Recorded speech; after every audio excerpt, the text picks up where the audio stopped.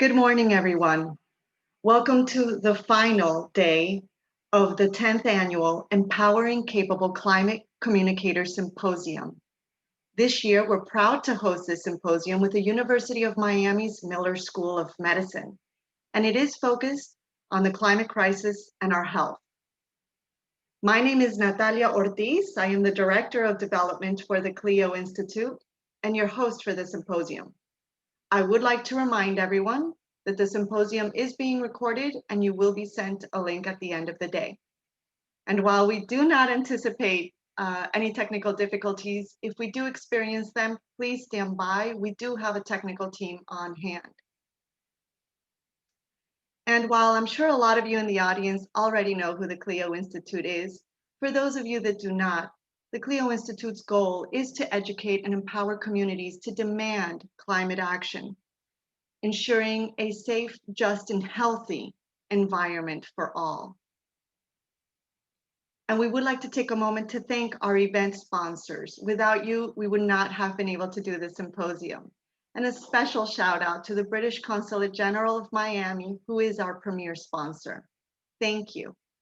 We do invite people to take a moment to visit our exhibitor center through the Whova platform to learn more about these amazing companies.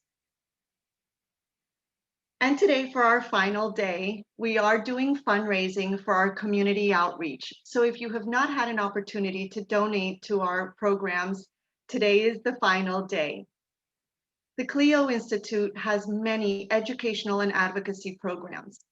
And while the climate crisis is a global issue, we do need to tackle it at a local level. So by supporting an organization like the Clio Institute, you're really helping us move the needle in climate education and advocacy. Clio also does play a pivotal role in policy, both at a local, state, and federal level.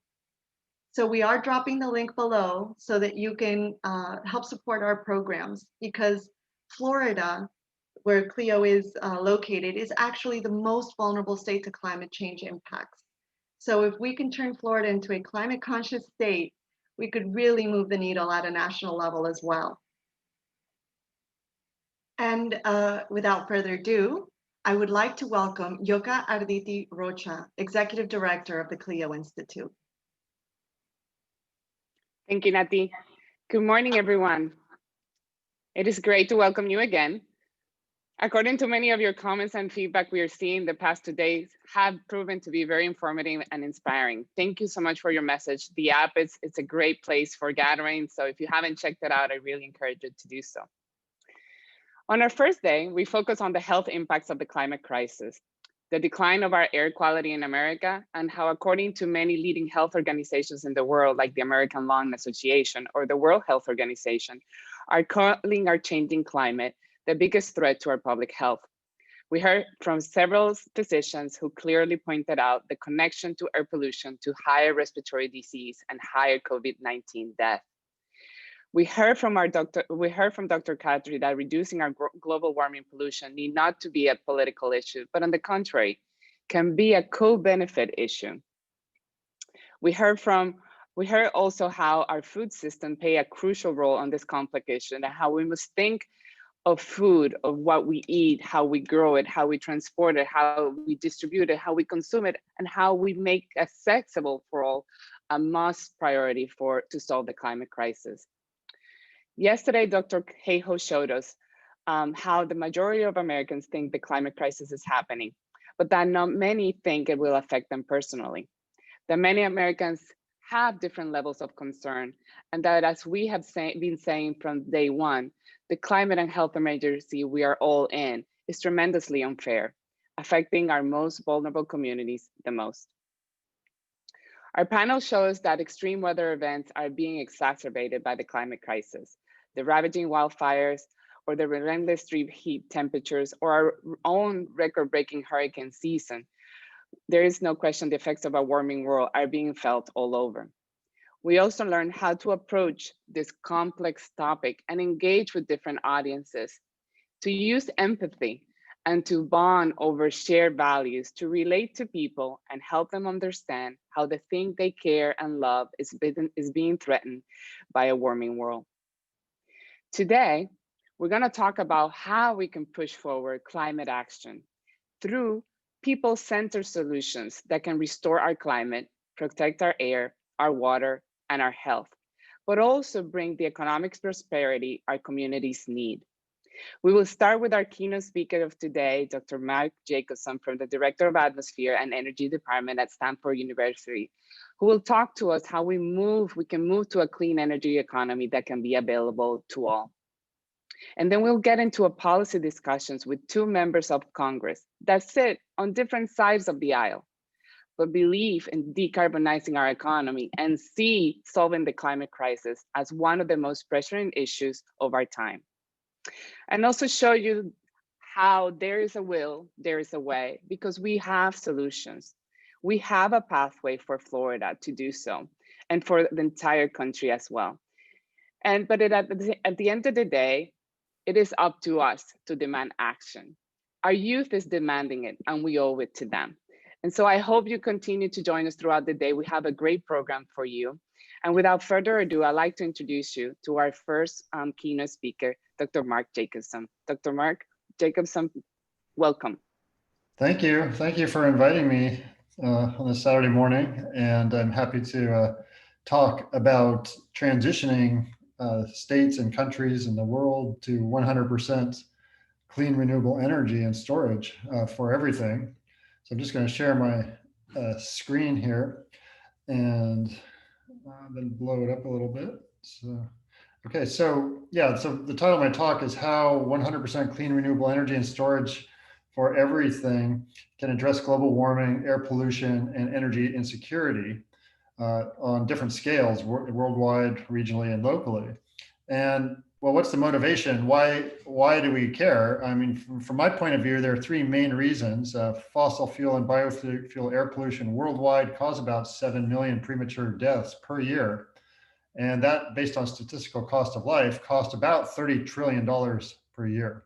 And there are hundreds of millions more who are become injured or ill due to air pollution. Global warming is expected to cost the world about $25 to $30 trillion per year by 2050. And it's already causing significant damage in terms of wildfire loss, enhanced hurricanes and more intense hurricanes, loss of agriculture, more air pollution. Higher temperatures increase air pollution. Sea level rise is eroding coastal areas, and also there's ocean acidification is destroying coral reefs. There are a lot, and well, then one more big impact is the heat stroke and heat stress that people suffer, especially in places that are already hot. And then the third problem that I want to address is energy insecurity. Fossil fuels will become scarce over time, and you can see already price fluctuations when there are shortages of fossil fuels. But over time, they're eventually going to run out. So we do need to replace them, and they will result in increasing energy prices and eventually economic, political, and social instability. So these are all drastic problems that require immediate and drastic solutions. So the idea, we've been developing energy plans for the last 11 years. The idea is to basically electrify everything. So that's transportation, building, heating and cooling, industry, agriculture, forestry, fishing, the military. We'd electrify that and provide the electricity. And there's also some direct heat with just wind and water and solar power. So when I say wind, water, and solar, so that's onshore and offshore wind, solar photovoltaics on rooftops and at power plants, concentrated solar power, that's CSP, geothermal power for electricity and some geothermal heat, and hydroelectric power, mostly existing, and then small amounts of tidal and wave power. We would not use things that perpetuate the fossil fuel industry or that continue to cause air pollution, such as carbon capture. You've probably heard of carbon capture, but that actually increases air pollution, makes it worse. It doesn't do anything for air pollution except make it worse because you need more energy to run carbon capture equipment. And that energy comes from somewhere, and usually it's from a fossil fuel. And then also biofuels result in air pollution because you're still burning them, so we don't include that. We also don't include things like nuclear power, which require so much money. It's like 5 times the cost now of new wind and solar. And it takes so long, between 10 and 19 years between planning and operation of a nuclear plant. It's just not helpful for trying to solve a problem that we need solved 80% by 2030. And so anyway, we're focusing on wind, water, solar. So for transportation, we use battery electric and hydrogen fuel cell vehicles where the hydrogen is produced from electricity. And the hydrogen is only going to be used for long distance heavy transport. Pretty much most everything else is batteries directly. Heating and cooling, we'd use electric heat pumps for buildings, some solar hot water preheating, some geothermal direct heat. And then in urban areas where we can, we'll use district heating and cooling, where we have centralized heaters and chillers that will pipe water to buildings rather than have each building provide its own heating or cooling. And then industry, we would transition that by electrifying high temperature industrial processes with existing technologies such as arc furnaces, induction furnaces, resistance furnaces, dielectric heaters, electron beam heaters. Now, just to give you some ideas of wind turbines you're all familiar with, they extract energy from the wind and convert it to electricity. But you can use wind land for multiple purposes, such as on the left, you can see it coexists with agriculture.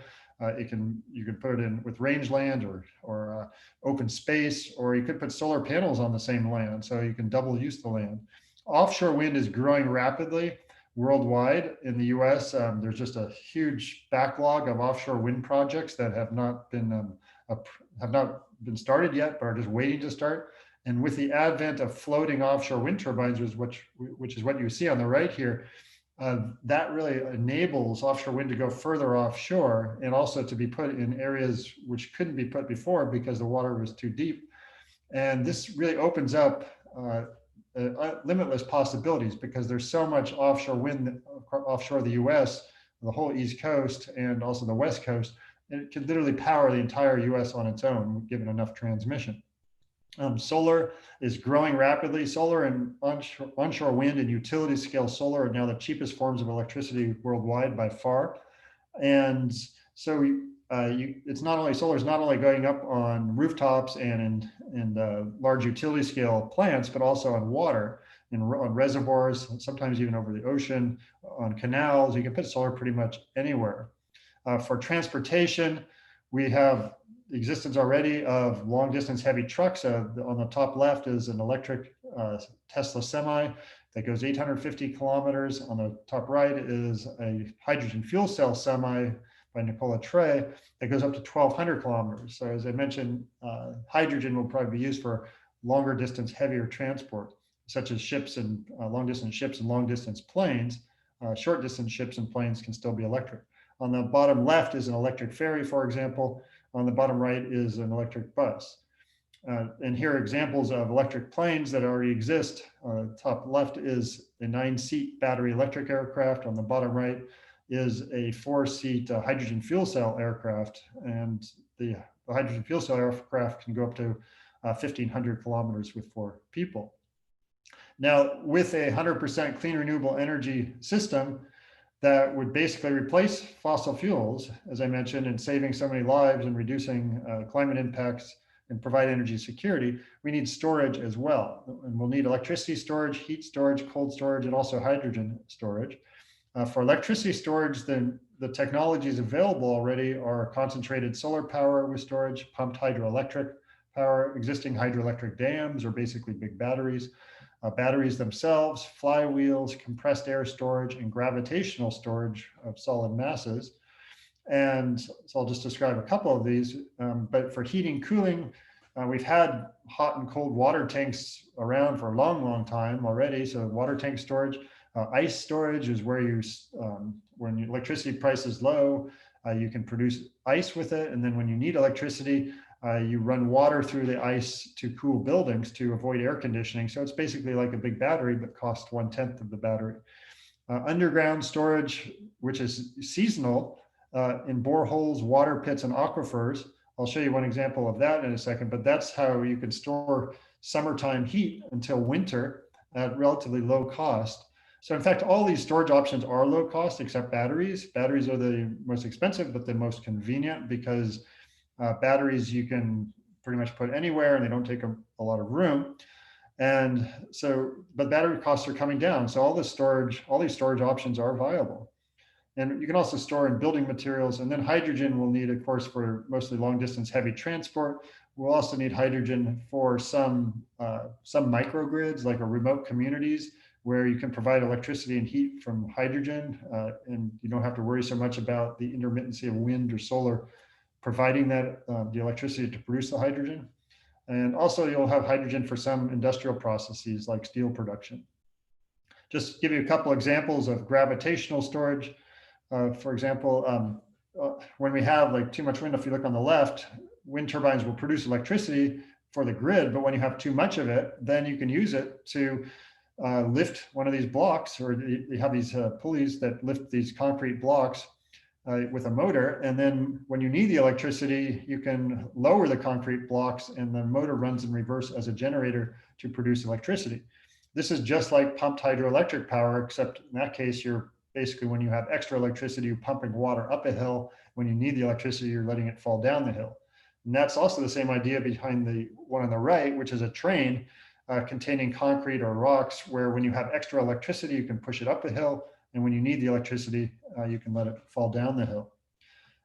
Now I mentioned long-term seasonal storage.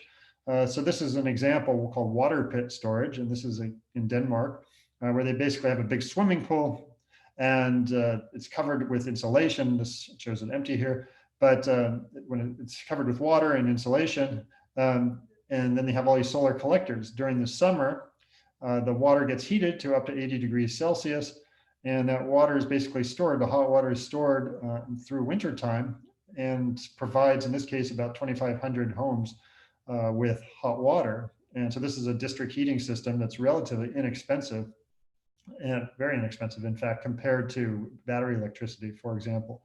That's just one type of heating system. Now, before I look at like these large scale energy plans, let's look at transitioning individual buildings and homes. So, everybody can help with this transition, not only at the policy level, in levels of government, but also individual homes. And so I just want to talk about how I transitioned my home. Well, I built a new home from scratch in this case, that has no gas. It runs only on solar electricity. So it has solar panels, 13.6 kilowatts on the roof, and also batteries in the garage. There are 4 batteries, although I was only allowed by my utility to turn on 2. And it turns out that's all I really needed at the time, so I can save the other 2 for later. So they're batteries so early in the morning when the sun comes up, at first the solar electricity produced is used to power any household needs. Then the extra electricity goes to the batteries. Once the batteries are full, then the extra electricity goes back to the grid, and I sell my electricity at the current rate at the time of the day, which is pretty good. When you have what's called a community choice aggregation utility, they will pay for the electricity at the time that you would have paid, at the rate that you would have paid for it at that same time of use. Well, because there's no gas on the property, everything runs on electricity, including the heating and cooling. So for air conditioning and heating, I use heat pumps, and these particular ones are called ductless mini split heat pump air heater air conditioners.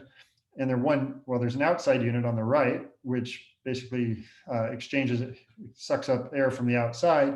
And when you need heating, that heat is brought inside. So heat pumps, they move heat and cold, they don't produce it. So they use a whole lot less energy, like 1/4 the energy as a natural gas heater or even electric resistance heater, because they're just moving heat and cold. So even at low temperatures, you can extract heat out of the air and push it inside, or at high temperatures, when it's hot outside, you can extract cold out of the air and move it inside.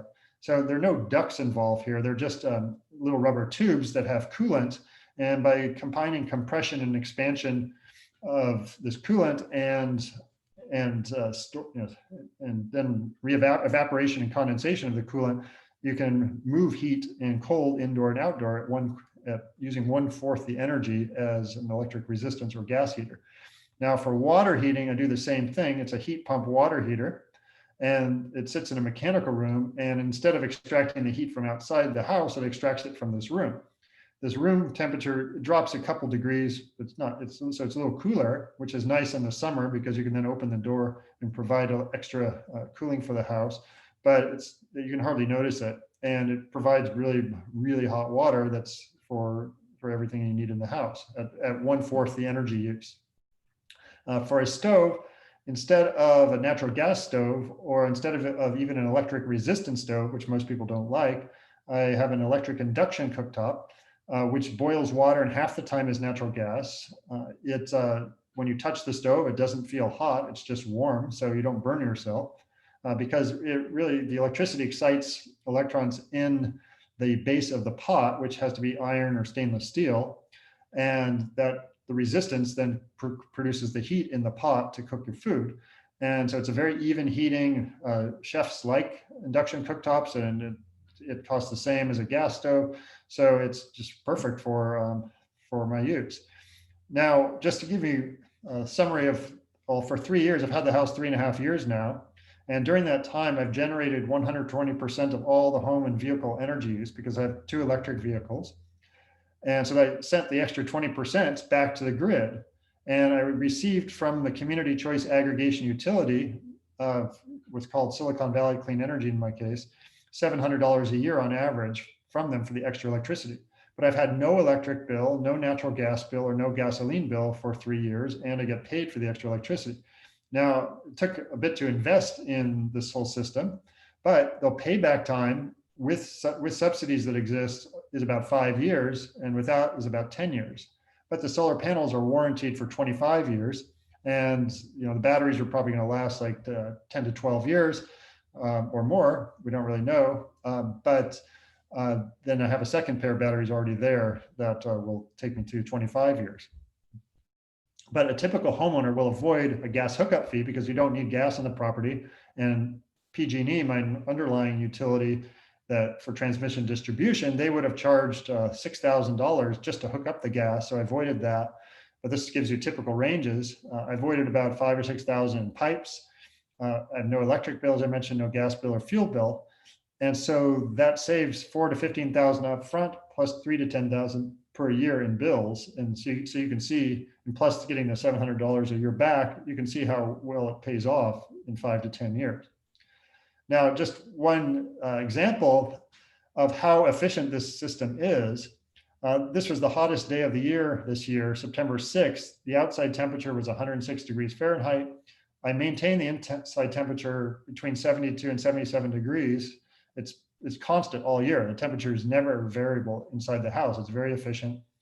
But the heat pumps are so efficient. You can see that I'm generating, even on this hottest day of the year, and keeping my house perfectly cool, I'm generating more electricity than I'm using. So I generated 15 kilowatt hours. You can see on the top right, the difference between what was produced and what was consumed, about 15 kilowatt hours more than I consumed, I produced, and sent that back to the grid. Now, the green is the solar production. The blue during the day is electricity consumption, either for running the heat pumps or filling the batteries and other household use. And then the blue after the sun goes down is the battery consumption for heat pumps. And then the red is when the battery ran out at night, then grid electricity kicked in. But so the point is that like this is a day that there were blackouts in California, but if everybody had heat pumps, there would be no blackouts for sure, because the blackouts are because people have inefficient cooling and also in the winter inefficient heating, and so use a lot more energy than they need to. But if people have solar on their roof, which is now required in California for new homes basically, and heat pumps, which would make their homes more efficient, they'll hardly use any energy. And this is the hottest day of the year, keep in mind, so it's even less energy used during the rest of the year. And you'll have a surplus of electricity with renewables. So the problem in California is it's not that there's too much renewables, it's just not enough renewables. We need more solar, offshore wind to get the nighttime peaks, and then lots of batteries and other types of storage.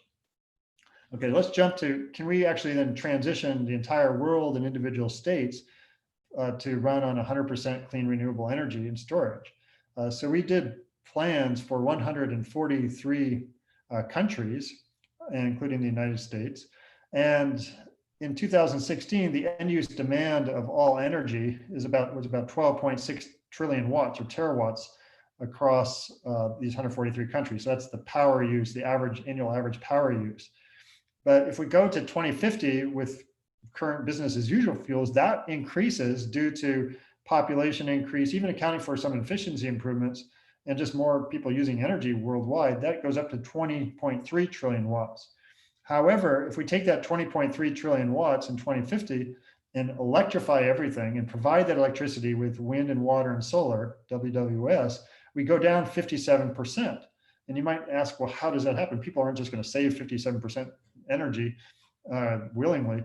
And that you don't need to actually. In fact, this has nothing to do with people saving it, just a little bit, people saving energy. It has to do with the efficiency of electricity and of clean renewable energy systems. As I mentioned, battery electric vehicles, for example, they use 1/4 the energy as a gasoline vehicle.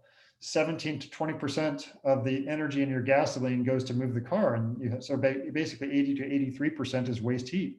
Well, an electric car, only the 80 to 86% of the electricity that goes in your car actually goes to move your car, and only 14 to 20% is waste heat. But averaged over all energy sectors, you reduce power demand by almost 22% by going to battery electric and hydrogen fuel cell vehicles versus internal combustion engine vehicles. Electrifying industry, 3.4% savings. If using heat pumps for heating instead of gas and oil and even electric resistance heating, reduces energy use immensely. And I mentioned you reduce it by 75% for an individual heat pump, but averaged overall energy sectors going to heat pumps saves you 13% of all energy worldwide. And then 12% of all energy worldwide is wasted mining, processing, and transporting fossil fuels and uranium. And so we can eliminate that because wind comes right to the wind turbine, solar comes right to the panel. So we don't need to mine fuels in this case. And then 6.6% is due to energy efficiency improvements beyond business as usual. So that all adds up to 57% reduction. And that can be seen better in this graph, where the top line, this goes from 2018 to 2050. The top line is if we just go business as usual, continue on, we'll use 20.3 trillion watts by 2050. Then we go down those 5 shades of color to the 100% line. And due to those efficiency improvements by transitioning to wind, water, and solar, and the remaining 100% we'd get from onshore and offshore wind, utility PV and CSP, et cetera.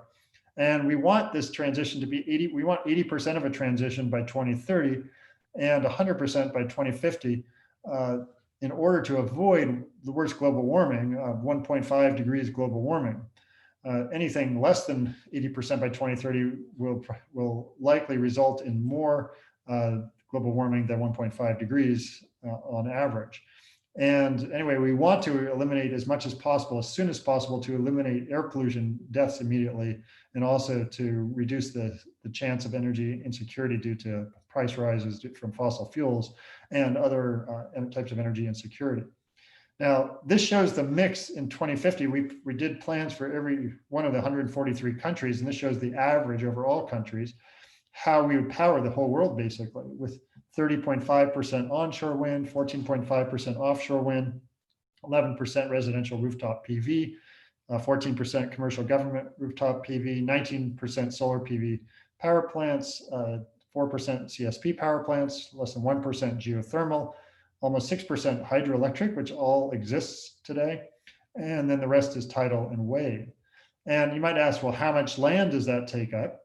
Well, offshore wind takes up no land, tidal and wave take up no land, rooftop PV takes up no new land. Hydro, we have no new hydro in the system, it's all existing. Geothermal is very small. So the land is taken up by utility PV plus CSP, which is about 0.17% of the world's land. And then onshore wind, which is all spacing, as you saw in the first photograph, it's all space that you can put other things on it, but let's count it, it's 0.48% of the world's land. So a total of 0.65% of the world's land. In the US, it's about 0.9%, but in the US, compare that to 1.3% of all land is taken up by the fossil fuel industry through the millions of miles of pipelines, through the gas storage facilities, gas stations, the millions of inactive and active oil and gas wells. And there are 50,000 new oil and gas wells in the US every year. And this is pockmarking the US. It's just making it into an industrial site, especially in the Great Plains in North Dakota. You can see these oil and gas wells going up in Pennsylvania. There are hundreds of thousands of them. And then when they're not used anymore, they're filled with cement. So this land is just ruined forever. Well, the next question is, can you keep the grid stable with 100% wind, water, solar? That's the biggest concern. People say, oh, well, the wind doesn't always blow, the sun doesn't always shine. So wind and solar are intermittent. So we actually studied all 143 countries. We broke them up into 24 world regions and did grid stability analysis. This shows the results for the US alone over 3 years. The top line is matching supply with demand and storage and demand response every 30 seconds for 3 years with just wind, water, and solar powering everything for all purposes. And so we can keep the grid stable. We found not, and the bottom is just a 100-day period. It shows the every hour matching supply with demand. And the point is, we found in all 24 world regions, we can keep the grid stable everywhere, and we can do it at low cost. One way to reduce cost is to interconnect. When you have small countries or states, interconnect them. Here's an example. When we just solve the grid alone, when we keep the grid stable with just wind, water, and solar with Norway alone, the cost is about $10.8 billion a year. If we just do Denmark alone, it's 11 billion. So the total of $21.8 billion per year. However, if we interconnect Norway and Denmark, the cost drops 21% due to the fact that you have, well, in Norway, you have a lot of hydro that you can use in Denmark when you don't have enough wind in Denmark. And there's other trade-offs that really help to reduce the overall cost. So interconnecting geographically dispersed areas reduces cost. Just to give you the idea, what is the world cost of this transition? Worldwide, the capital cost is about $73 trillion. In the US, the capital cost, upfront cost is about $7.8 trillion. So that's the cost of the US Green New Deal. And the Green New Deal basically almost $8 trillion. And so we spent $2 trillion alone just on COVID relief recently. And President-elect Biden has proposed to spend $2 trillion over the next 4 years on clean renewable energy. And that's 1/4 of what we need to solve the entire problem for the United States. So it's actually relatively low cost to do this. When I say relative, it's actually very low. And this gives you another illustration of the cost. Like in 2050, the business as usual fuel cost per year would be about $17.7 trillion per year. Right now, we spend about $11 trillion per year. This is worldwide on all fuels for transportation, heating, cooling, electricity, et cetera. But the health cost, as I mentioned, is about $30 trillion for all the air pollutants. And then the climate cost is almost another 30 trillion. The total, what we call social cost of energy, $76 trillion per year with conventional fuels in 2050. But when we go to wind, water, solar, we reduce power demand 57%. Remember from that one graphic I showed you? But there's another 10% or more cost per unit energy reduction. So you get 61% reduction of just the energy costs. So down to $6.8 trillion per year instead of 17.7. But we eliminate the health cost, we eliminate the climate cost. So our social cost goes down 91%. So it's just amazing how much savings we have in terms of both energy costs and social costs. And then finally, I just have a few more minutes. I just want to talk about policies and kind of just the history of these plans, because we've been developing plans since 2009. This was our first one. Mark DeLucchi from UC Davis at the time, and now UC Berkeley, and I developed a plan for the whole world to see, is it possible to power the entire world with just wind, water, and solar by 2030? And the conclusion was that while it is technically and economically possible to transition by 2030, social and political barriers make it difficult to transition by that time, and a more practical timeline is off the whole thing by no later than 2050, but with most about 80% by 2030. So little did we know at the time that this paper was the scientific basis for the Green New Deal in the US, which had the goal of going to 100% clean renewable energy for everything by 2030. Of course, it was only in the back of this paper that we said, well, it's more practical to do it by a later period, but it is technically possible. It's just that there are things like aircraft, heavy aircraft like 747s that probably won't be ready till like 2035 or so, at least. So 2030 is a good goal to shoot for, but we'll probably need a little more time to get everything after that. Now, there have been since then 61 countries that have committed to 100% renewable electricity. Mostly are smaller countries. But this is electricity, which is not all energy. Electricity is about 20% of all end-use energy. However, there are 11 countries that are near or above 100% renewable electricity in their annual average. Iceland, Norway, Costa Rica, Paraguay, Uruguay, Tajikistan, Albania, Scotland, Kenya, Bhutan, and Nepal. Most of these are powered by hydro mostly. Kenya and Scotland are powered by geothermal and wind primarily, respectively. So it is possible to, so there are countries that are actually at 100% renewables or more. And most of them are with hydro, but still we need examples of everything. And there are examples now of high penetrations of wind in many states and countries, and geothermal, as you see in Kenya, and solar is gaining ground throughout the world. In the US, there have been actually 8 bills and resolutions proposed in the US Congress. And the last 2 of these are the Green New Deal on the bottom. None of these has been voted upon, but ever since 2015, there's really been a push at the national level among Democrats primarily to go to 100% clean renewable energy in everything. But I should point out that most of the advancements, 9 out of the 10 top states with the most penetration of wind actually built out are Republican-led states. So there's a benefit for, regardless of your party, for going to clean renewable energy. I should mention that the very first resolution there, House Resolution 540 in 2015, this was based on we did plans for the 50 United States, and it was written in the text of the resolution that our study was the basis for this resolution, and these 100%, the 100% law, that 100% resolution, but also the 100% laws that followed in the Green New Deal. And we put out like 12 different papers since then. And there have also been laws, there have been laws in 14 states and territories and executive orders that have to go to 100% renewables by the states. So Rhode Island has a law to go to 100% by 2030, Washington, D.C. by 2032, Connecticut by 2040, and the rest by 2045 and 2050.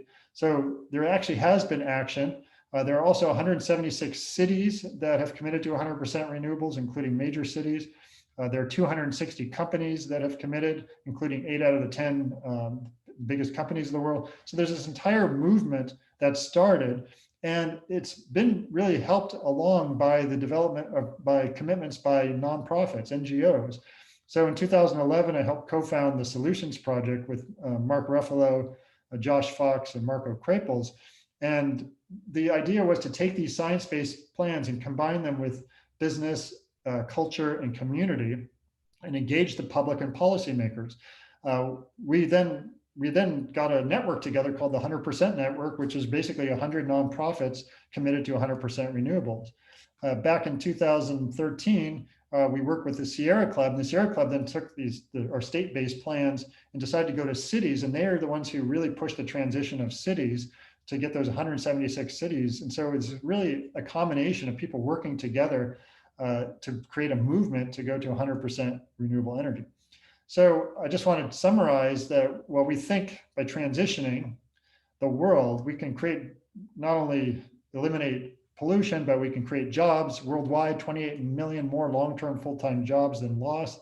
In the US, about 3 million more. Their land requirements are nominal. We do require land for sure, and we don't want to use any if possible, but we do need some land, but it's still less land than the fossil fuel industry requires. Avoid 7 million air pollution deaths per year. We would slow, then reverse global warming. We think we can keep the grid stable throughout the world with 100%. And the absolute energy cost goes 60% lower, and the social cost 90% lower. And then finally, if you want some more information, all our papers are linked from this top website. I just finished a textbook called 100% Clean Renewable Energy and Storage for Everything. That's kind of summarizes everything I said here plus more. And I post a lot of stuff on Twitter in case you're interested. There is an online course that's, well, the one that's just 3 modules from 2016, but I am creating I'm teaching this as a class in the spring, and so that hopefully I'll have like a massively online course that's available publicly pretty soon, although it might be a little while before that's out. Then finally, the Solutions Project. If you go to the Solutions Project webpage, you can find these infographic maps for state plans and city plans and country plans. And so I think I'm over time, so I'll stop there. But if you have any questions, yeah, I think if there's time for questions, I'm happy to answer them. Sure. We do. We have tons of questions, and unfortunately, we do not have the time to ask all of them. But I'll do my best and try to summarize. Thank you so much. This is amazing. It's great to see how there's definitely a pathway to decarbonize our economy, and the solutions are there. So to summarize, people are asking, how fast can we see hydrogen cars on the road? And another audience member is asking, why is not nuclear on the table when the IPCC supports it, and so are other programs like the Drawdown Project? And thirdly, is it, if we have the solutions, what is lacking? Is it a unified approach? Is it political will? And then lastly, what would you say about heat pumps? People are not embracing them as they should. So I'll stop right there and see if we have some more time for more questions. Okay. Yeah, first of all, with regard to hydrogen, well, hydrogen is moving along pretty fast. In fact, there are a lot of projects to do hydrogen on a large scale. I would say there are going to be some passenger vehicles that are hydrogen, but that's not the best use, because electric vehicle is 80 to 86% efficient. A hydrogen fuel cell vehicle, when you count all the efficiency losses due to producing and using the hydrogen in the fuel cell, for a passenger car, it's only about 33% efficient. But now that's better than a gasoline car, which is 17 to 20%. So it's better than gasoline, but it's not nearly so good as an electric car. However, that changes when you get to heavy duty transport. When you get to buses and trucks and big planes and stuff, then the hydrogen efficiency actually overtakes the electric efficiency at some point, if you go long enough distance and heavy enough transport. So we already see today, there are buses, hydrogen buses, fuel cell buses, there are hydrogen fuel cell trucks, there are hydrogen fuel cell trains being developed, aircraft. So they're already out there, not large scale. You don't see them everywhere. You do see some passenger vehicles. And so there will be some passenger vehicles, and every car company has an example of one. So that's moving along pretty well. But I really would push for regular passenger transport electric vehicles. Those are going to be much more efficient, and you'll save $20,000 in fuel costs with your electric car over 15 years if you drive the US average is 15,000 miles a year. With regard to nuclear, so it takes so long. I mean, even if you ignore the cost, it takes so long for a nuclear plant to be between planning and operation. There are some plants, there's one in Finland, there's in UK, Hinkley, there's Flamanville in France, and then there's the Georgia plant. There's only one plant in the US being built, it's Georgia, and all of them are taking forever. The ones in Europe, they're all close to 20 years between planning and operation. The one in Georgia is going to be 15, 16, 17 years before it's actually operating. So you just can't do it. It doesn't work in terms of timing. We need things, you can put up now, huge solar farms and wind farms are going up, within, used to be, okay, I'd say 2 to 45 years between planning and operation. Now I'm saying it's between 1 and 3 years. And the construction time for some of these is just 4 months. I mean, they'll put up these offshore wind farms are 4 months to 9 months, maybe a year at the most. But you can put up, and the cost has come down for wind and solar so much. They're 1/5 the cost of nuclear for a new nuclear plant. I mean, it used to be in the old days, yeah, you could put up nuclear because they were heavily subsidized. There was not, and it was cheaper. It was cheaper before, I don't know, and I can't explain why the costs have gone up so much, but they're literally 5 times the cost of new wind and solar. So it's unaffordable and it takes forever. So you can't help solve the problem. In addition to the meltdown risk, the waste risk, the mining, lung cancer rates from underground mining, and weapons proliferation. So then in terms of public opinion, why aren't people doing it? Well, there actually are a lot of places. So there are a lot of places in the world where renewables are growing. I mean, most new generation worldwide is wind, water, and solar, mostly wind and solar. And, so I'd say it's about, I don't know the exact number, but it's on the order of 60, 70% of new generation. It's competing mostly with natural gas which is taking up the rest of it. So we need to stop using gas, and we have to stop thinking that gas is a bridge fuel to renewables. It's, anything that goes up is going to stay there for 40 years. So that's not a bridge fuel, that's like a permanent installation. So people are doing it, but we do have, like in the US, there's been you haven't seen a single offshore wind farm go up, even though there's all this resource and all these companies are just chomping at the bit to do it. Well, that's unfortunately is because our last president didn't like offshore wind because of his golf course in Ireland, that he tried to sue the Irish government to stop an offshore wind farm, and he lost in the Supreme Court of the European Union. And so he's prevented all offshore wind from going up in the US. And so I think that will change pretty soon, even though it's not, I think most Republicans as well as Democrats would like to see offshore wind growing because there's so much of it and so cheap, and it's beneficial for the entire US. But it's just, that's, it's personal, sometimes personal barriers, it's sometimes social and political barriers. Sometimes you'll have the natural gas industry will compete with the wind industry, and they'll fight in Congress, or they'll fight in, they'll do public campaigns against offshore wind just because they're competing with them. So you have pressures by lobbyists, you have personal opinions and vendettas that you have to deal with. So if we do have strong laws, we can get a transition in the US much faster. And if there are a lot of money is pumped in it, like the new administration is planning to do, that could help a lot as well. And was there another? Probably missed one. Yeah. So, and we're going to talk into some of those policy opportunities and challenges in our next panel. We do have two members of our Congress waiting in line to join us on our next panel.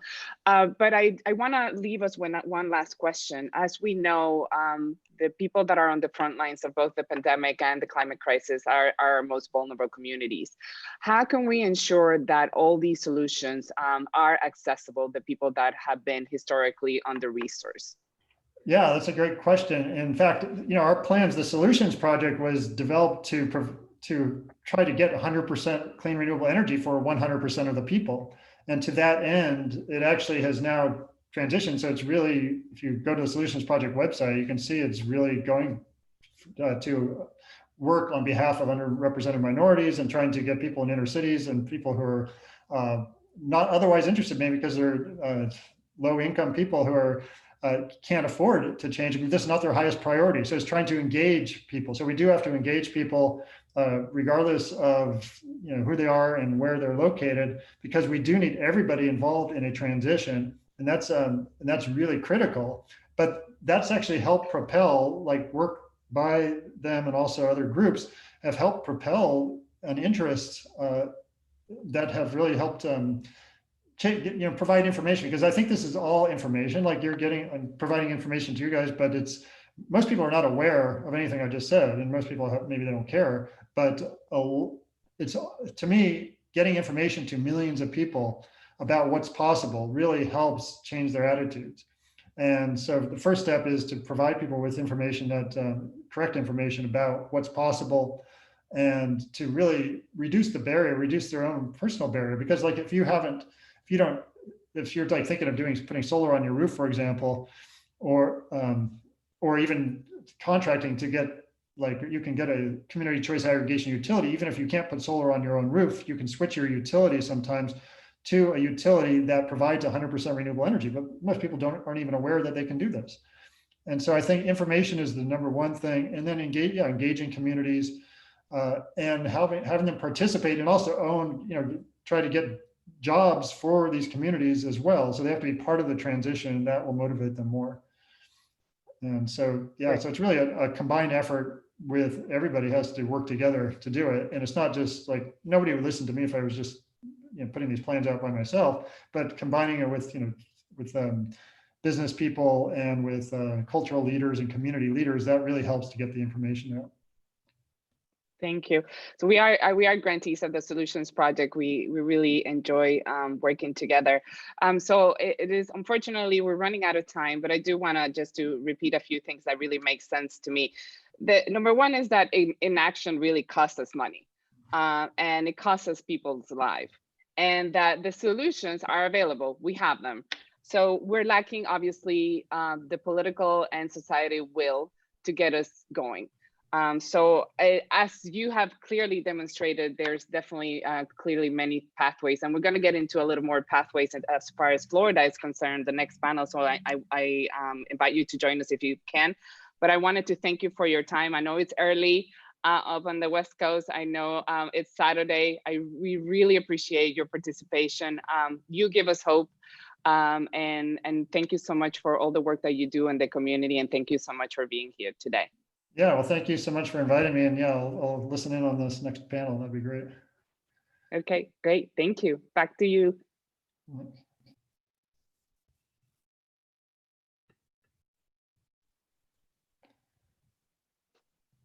Thank you so much, Dr. Jacobson. That was an amazing presentation. We're super excited. And now I would like to welcome Susan Glickman, who will be moderating our panel, A Policy Discussion to Guide Climate and Health-Related Policies. Susan. Great. Thank you so much. I appreciate everybody being here on a Saturday morning. Good morning. I'm Susan Glickman. I'm the Florida Director of Southern Alliance for Clean Energy, and I am very honored to be part of the CLEO Institute's 10th Annual Empowering Capable Climate Communicators Symposium.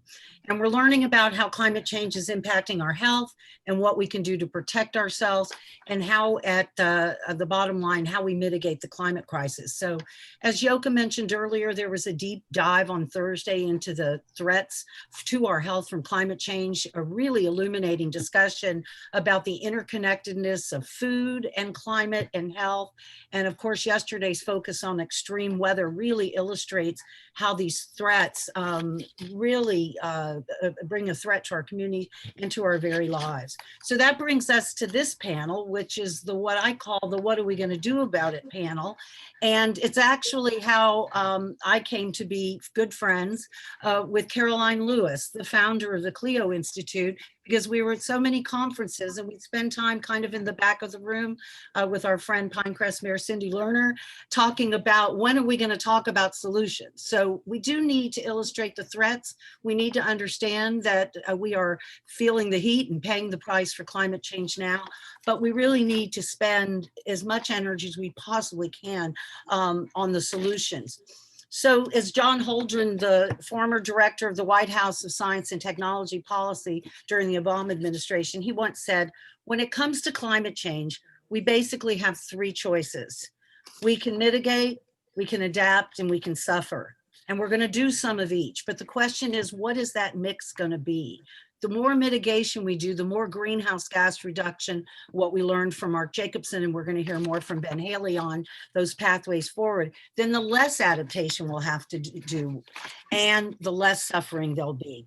So I think this panel discussion is really the perfect follow-up to what Mark had to say. Dr. Jacobson, as he detailed, has really been at the forefront of this notion of transitioning to 100% clean energy. And we're going to hear sort of more meat on the bones, and particularly for Florida, from Ben Haley, who I've been privileged now to hear his presentation a couple times, brought to you by my friends at our Children's Trust that have been working with young people, really trying to hold the government accountable for these fossil fuel energy systems that they've created. And I just want to say one word, since this series and symposium is about being capable climate communicators. And I want to plead for us all to stop sort of talking about how much this is going to cost, but rather what clean energy is going to save. And when you talk about, you know, Mark's home that he just detailed, with no incentives, it's 10 years. And so he gets 20 years of free electricity. And with incentives, it's a 5-year payback. So what we're going to concentrate on here is this obstacle that was laid out, which is the lack of political will and the influence of the fossil fuel industry. And who better than Congresswoman Donna Shalala and Congressman Francis Rooney to discuss that with us today. And then after that, we're going to sort of focus a little more on taking action. And we're going to hear from Kevin Patel, who founded the One Up Action, which is a group empowering marginalized youth to take direct action in their communities.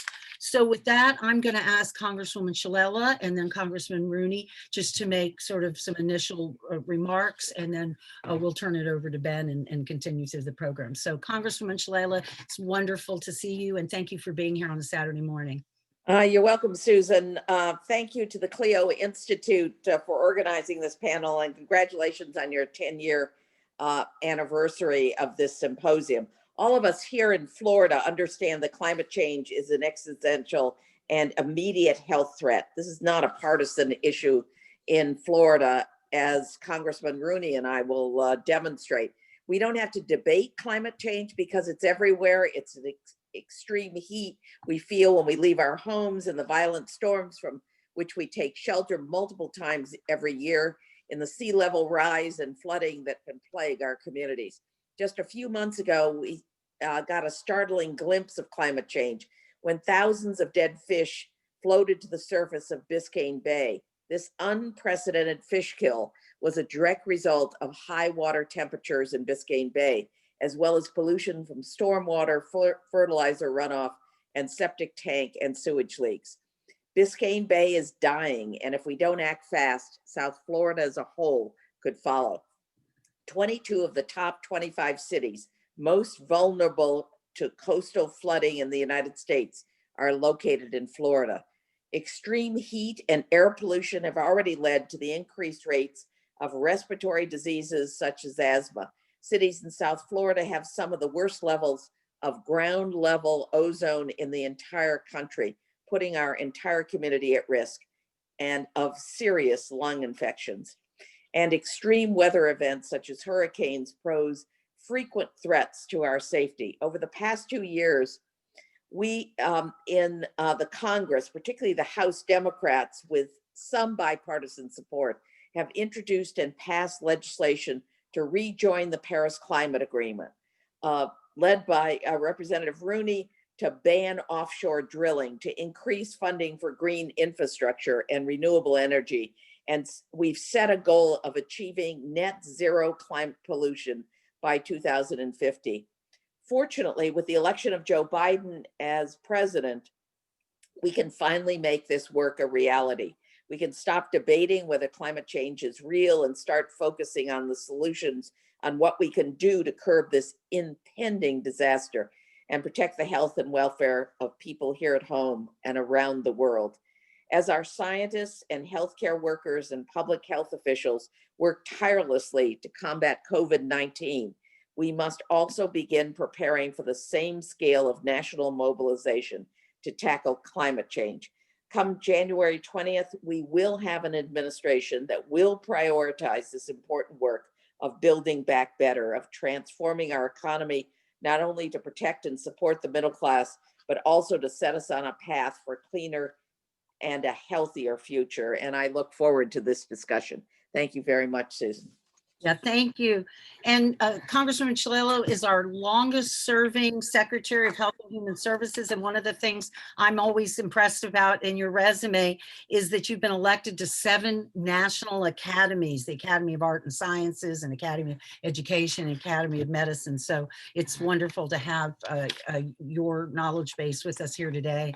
And Congressman Rooney, you are the ultimate Renaissance man, you know, working in so many areas of construction and technology. Your family's business built both presidential libraries for George Herbert Walker Bush and George W. Bush, and important stadiums for the Dallas Cowboys. And you were the ambassador to the Holy See. So as someone who spent 7 years at the Academy of the Holy Names, I have a great appreciation for that. We'll just turn it over to you, but it's been such a pleasure, interesting for me as a 2-decade advocate on climate and energy to watch your leadership in the Republican Party in Congress, and your vocal and outspokenness just has really helped us a lot with optimism that this does not have to be a partisan issue. So I just wanted you to know that. So Congressman Rooney. Well, thank you for having me and for the important work that you all are doing. And certainly it's an honor to be on a panel with my friend Donna.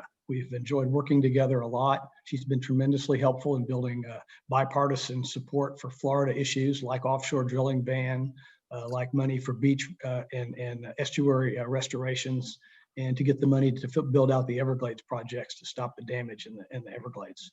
So it's to pick up where Donna left off, unfortunately, Florida Bay, Pine Island Sound, Tampa Bay are not too far behind Biscayne Bay in terms of hypoxic conditions, rising water temperatures, rising levels of acidity, and you know, as a lifelong diver and fisherman, I've seen it all. I've seen the hypoxic fish, the dead zone that we have off the west coast of Florida. We've seen the bleaching coral in the Pennicamp State Park, all due to CO2 in the air that finds its way down into the water. And now we have this, as Donna mentioned about hurricanes.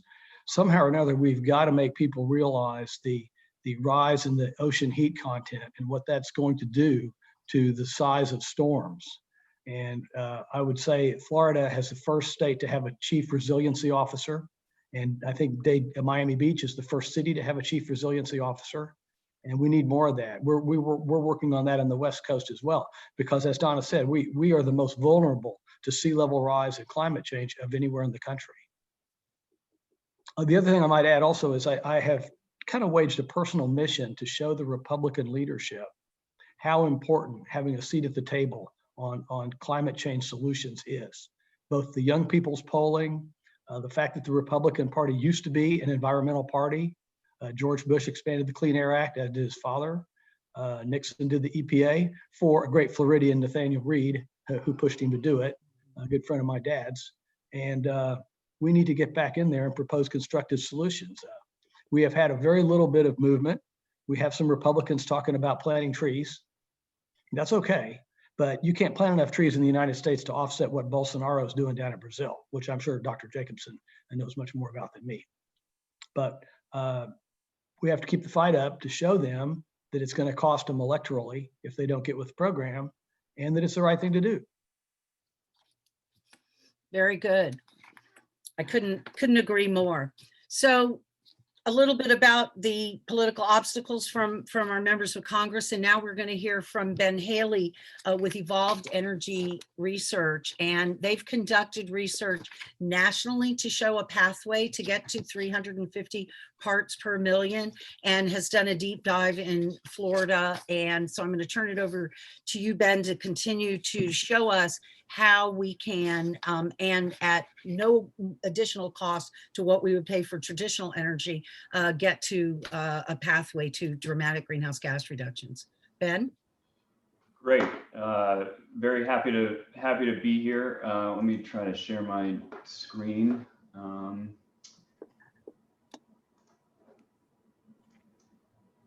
Is everybody seeing that? Yes, we can see it, Ben. Thank you. Great. Yeah, so really happy to engage in this conversation. Unfortunately, Florida is engaged in the conversation of climate change very much from a suffering and adaptation perspective right now.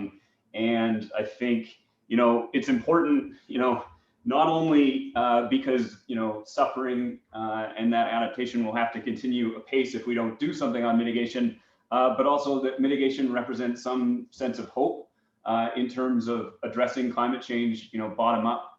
And so that, hopefully we can minimize in the future the amount of suffering and adaptation that we have to go through.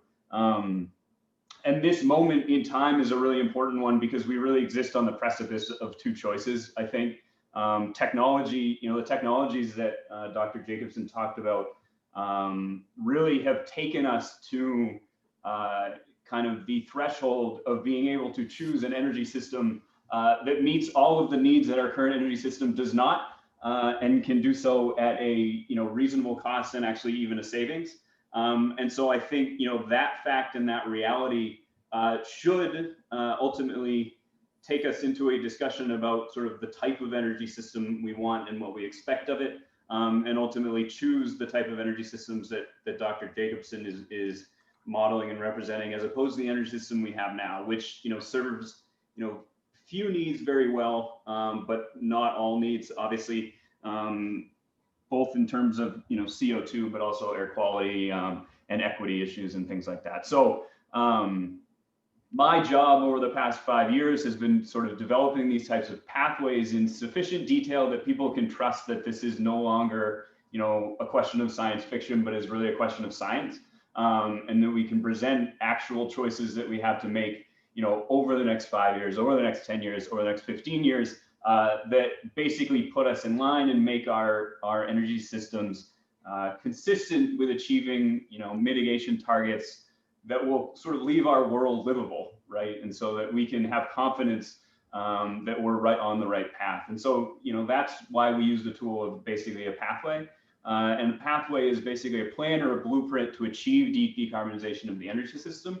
And so the discussion about what deep decarbonization is in terms of the depth of it, obviously is something that, is ongoing science, but I think there's a lot of consistency in terms of people's estimation of how deep we have to go and how fast.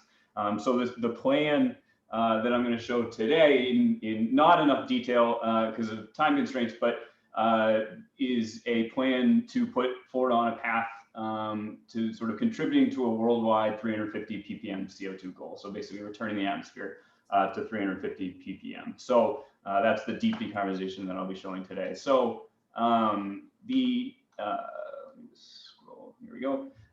So first of all, what does Florida look like if we just sort of continue apace with, natural gas in power and, gasoline in vehicles? Well, we come down a little bit. Natural gas pushes out coal. Vehicles get a little bit more efficient, but that looks more or less like a straight line. Not consistent with the type of targets we need. So the lines on the bottom are the scenarios that we ran that would get us to emissions targets that are consistent with 350 ppm. And we ran those scenarios with different estimations of electrification, biomass, regional transmission, and we also ran a scenario that is 100% renewable primary energy to show that type of thing is possible. I think there's widespread agreement that it is possible. It remains a choice and has some pluses and minuses. What does that look like in terms of cumulative emissions? So CO2 is obviously a cumulative problem. We continue to pay for the sins of releasing fossil fuels in decades past. And we will continue to pay for the sins of releasing fossil fuels over the next 10, 15, 20 years. So if we continue on sort of a reference case trajectory, by 2035, we are basically blown past our budget and we are not looking back, basically. In the other scenarios, we have basically bent that curve by 2030, and then those emissions have come down so much that we basically stay flat in the later years, and we basically maintain that budget. If we don't do anything over the next 10, 15 years, you're gonna have to pull CO2 out of the atmosphere in quantities that I think would challenge the kind of question of feasibility. What are the 4 pillars of that deep decarbonization? So there's electricity decarbonization. So basically, we use a lot of gas, we use a lot of coal. In the future, that needs to be, mostly renewable. Could be 100% renewable, absolutely. I concur with Dr. Jacobson. Could be nuclear from an emissions perspective, though there obviously are technical challenges and economic challenges to nuclear. People talk about carbon capture. Whatever technology we need, the ultimate goal needs to be basically close to zero emissions or zero emissions. Energy efficiency. So, a lot of energy efficiency is going to come along with the electricity decarbonization. But energy efficiency basically means that this new energy system that we build can be smaller. So if we don't get more efficient, the infrastructure challenge of our time in terms of wind and solar and transmission and things like that become difficult to cite, and people don't like necessarily all this new infrastructure. Efficiency can avoid that problem and can save us money. Electrification is absolutely critical. We deliver most of our final energy via a fuel right now. In the future, that needs to basically be electricity, direct electricity or electrolyzed hydrogen. And then finally, carbon capture. So, carbon capture as an excuse to continue on a fossil path is not at all consistent with 350 ppm, nor is it consistent with kind of an economic optimum. But there are opportunities for carbon capture in biofuels, in direct air capture, in certain industrial processes like cement, where it may make sense to capture that carbon and either utilize it or put it underground from an emissions perspective. So those are kind of the 4 pillars. How does that play out in Florida? Well, you can see starting today, kind of in a reference scenario, we're over 400 tons of CO2 per gigawatt hour. In the central scenario, by 2050, we need to be down near zero. Energy efficiency basically has to double. So our end use efficiency means that, we're going to expect the same energy services from our energy system. We're going to want to drive, we're going to want heat in our homes, we're going to want cooling in our homes, but we can do that much more efficiently. Electrification, you can see, is close to triple.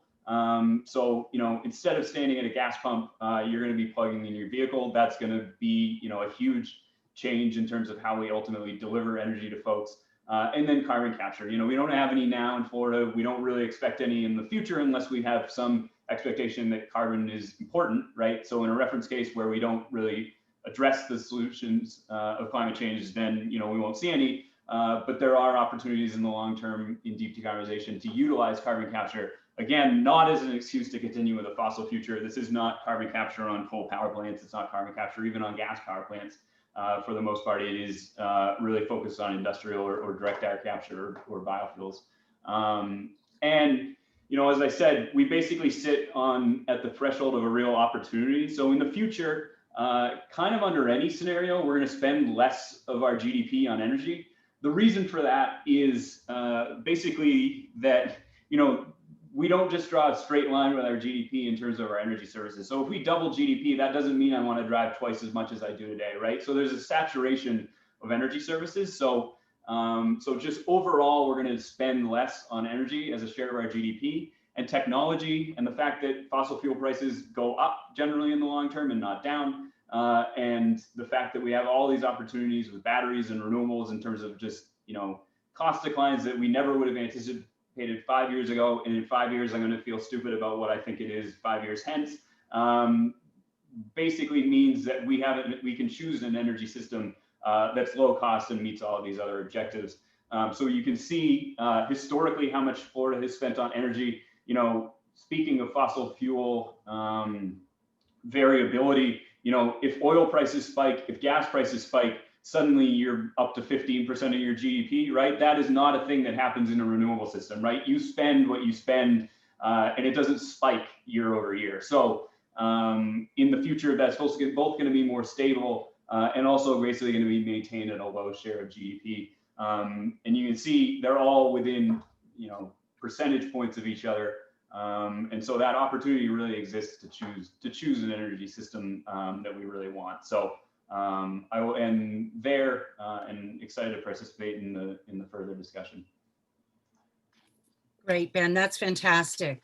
So next we're going to hear from Kevin. Kevin is going to bring, and Congressman Rooney, you mentioned the youth vote, and I really do think the increasing votes around college campuses, that I think for the first time in a long time, we saw young people standing up saying enough is enough. And so Kevin, not only are you working with youth in general, but also marginalized youth. So just want to hear a little bit about your experience. Yeah, first, I just want to thank the Clio Institute for inviting me to speak and for that kind introduction, Susan. You know, when we're looking at the climate crisis, we're not only looking at the warming of the planet, we are looking at how BIPOC, Black, Indigenous, people of color communities are being most affected right now. We love to separate the issues of climate justice and social justice, but that's just wrong, right? These issues are intersectional, are interconnected, because they are perpetrated by the same systems that cause these problems, and that being the systems of oppression. To name a few: racism, capitalism, discrimination, sexism, the list goes on. That is why the role of the climate justice movement isn't just about advocating for the climate,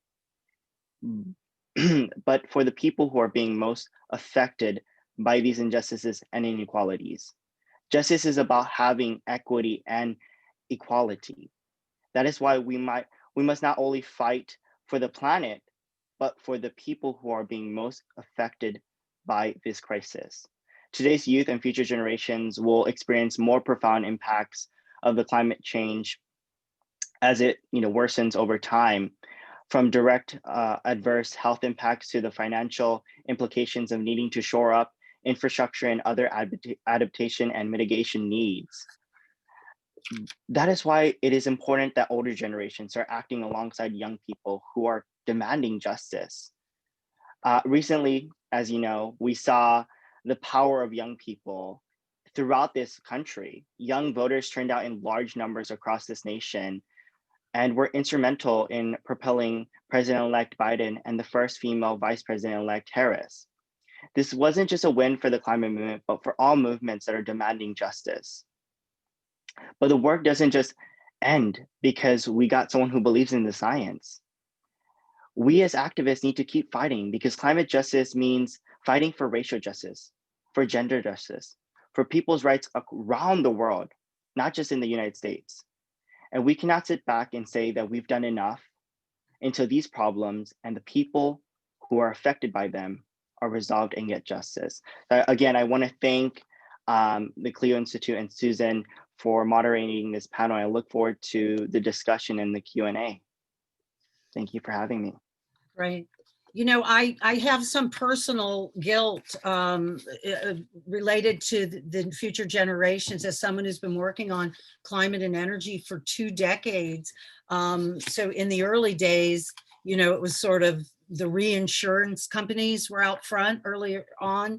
But I was reminded recently by an ally at the Union of Concerned Scientists that in 1991, Florida Governor Lawton Chiles actually passed a proclamation for Global Warming Awareness Week. It seems a little quaint now, but calling upon individuals, businesses, and community leaders to learn more about the causes and consequences and to join global efforts to stop it. So in Florida in 1991, there was some action. In 1965, Lyndon Baines Johnson, obviously the president from Texas, 3 weeks after his inauguration, said this generation is altering the composition of the Earth's atmosphere by burning fossil fuels. So in anybody's book, we've known about this since 1965. So I feel a little guilty, Kevin, that we and all the youth plaintiffs at our Children's Trust and all the young people that are part of, you know, Gen Clio, you know, I'm sort of sorry, you know, that we're handing you all this challenge. But Ben, your words, and Mark, your words give us optimism and hope that we can actually do this, right? We have the pathways, and Ben's very sharp point that the sooner we move, the better and the less it's going to cost to adapt. So we're in this sort of unbelievable moment here where we've got a pretty short time to act to avoid the worst implications, but at the same time, it's not only feasible and economically feasible, but we're going to save money. We're going to create jobs. I mean, it's sort of the perfect storm of opportunity, you know, meets a real potential tragedy if we don't move. So I would like to go back to our members of Congress to just throw out the question of what the heck, like, why aren't we moving? What are these forces? And I mean, at a high level, we know the influence of these industries, but I'd like to hear from you. And Congresswoman Shalala, you went through the same with the tobacco industry, right? Very sort of similarity there. And then Congressman Rooney, I would love to hear a little bit about your evolution on this and how people reacted and, you know, as you learned more and more. So Congresswoman Shalala? Well, in the case of tobacco, we shrewdly decided to attack them for infecting children. And that allowed us to build a broad coalition across the country. And because the data showed that if children didn't start to smoke before they were 18, they would never smoke again. And of course, the tobacco industry has now pivoted with e-cigarettes, and we passed a big bill on e-cigarettes, but it didn't go anywhere in the Senate. But I think the important thing was we figured out how to build a coalition, a bipartisan coalition, using governors and local government officials. Everybody had a role. So it was a national coalition. It's very difficult when you don't have the president of the United States on board. I think Joe Biden will have trouble with the Senate. The percentage in the House is closer, but I think that if we can pick off what the federal role is with Biden and with the House and with sympathetic senators, then you have to build what local governments are going to do, what state governments are going to do. So while we have widespread consensus among the public, we have real resistance among elected officials across the country who are hit hard by the interest groups. I once gave an exam asking students if they had to do one thing on climate change, what would they tell, what would they do? And the answer that got an A+ was campaign finance reform. It wasn't a detailed approach, it was just campaign finance reform. So it's a combination of that. But I think we go back out now that we have the presidency, and certainly sympathetic members on both sides of the aisle, but we're going to have to pick and choose what the issues are. But I'll be interested in Francis Rooney's comments on this, because he's talked more to his colleagues than I have. Yeah, I don't know about that. I might talk to your colleagues more than mine right now. Yeah. I might mention, to your point, Donna, I was co-chair of George Bush's financial team in his re-election in 2004, and our budget was $164 million. Look at all the money that's spent nowadays on Congress and Senate seats, and now this recount in Georgia. It'll be well over $200 million. So you're absolutely right. If I got to be dictator for a day, even an hour, I would put in place serious campaign finance reform like the foreign European countries have. 2, I would put in term limits. 3, I would bring back the fairness doctrine to defund or reduce the impact of partisan media.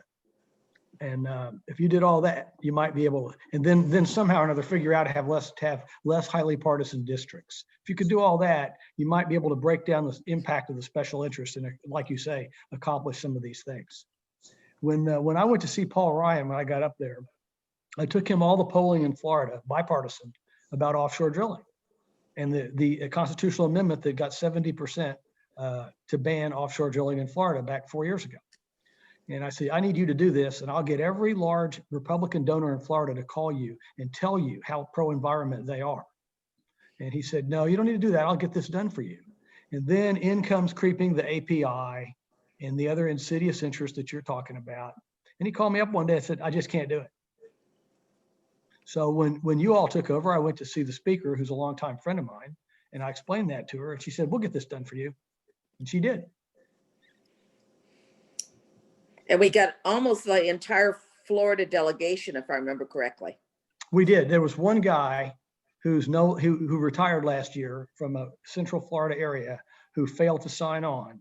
And he came up to me later and said, I'm really sorry. I got bad advice from my staff. And as you know, that's the dumbest thing in the world. Everybody, when they make a mistake, they hide behind their staff. Yeah.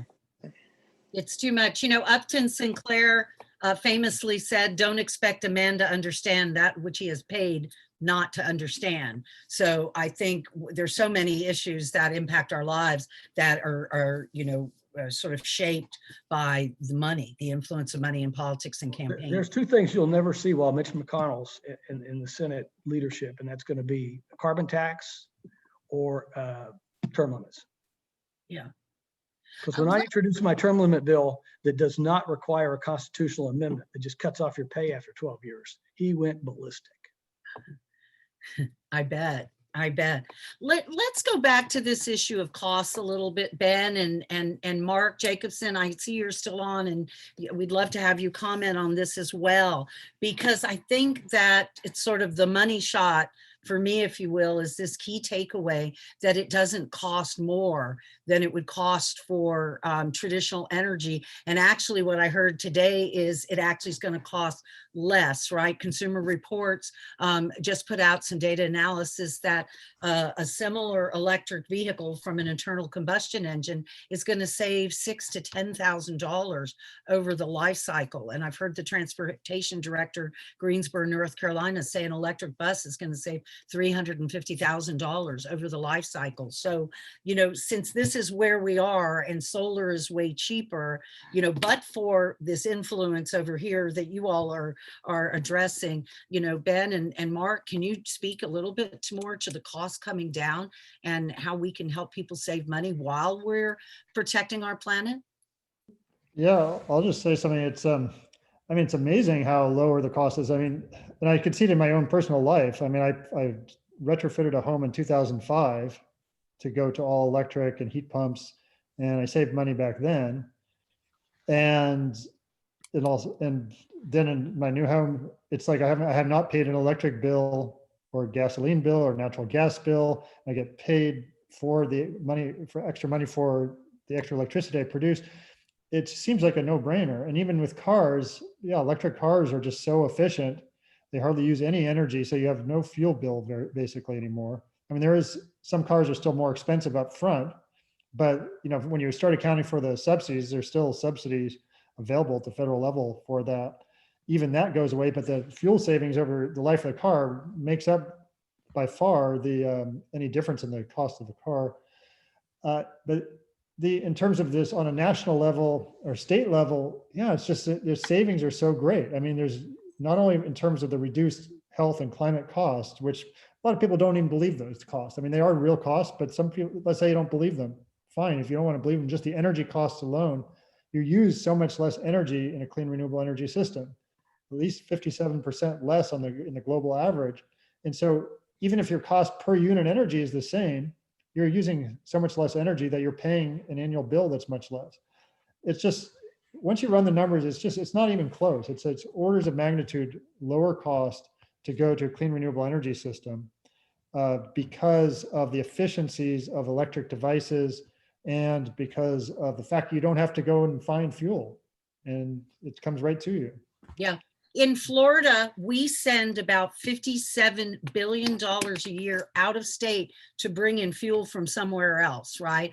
To power cars and to power power plants as well. So think about the idea of every time you become more efficient or get an electric vehicle, you're keeping those energy dollars working here locally, you know, in our economy. So there's so many benefits, not to mention, you know, the cost of protecting our public health. So I'm gonna try to sift through a couple of the questions and weave those in. And the first one is about fracking. And it certainly got some attention, particularly toward the end in the presidential campaign. But, you know, do we need to frack? And as people have moved from coal-fired power plants to gas, when that gas is fracked that burns at those power plants with the more potent methane release with the shorter lifespan, the life cycle of emissions can be as much as a coal plant.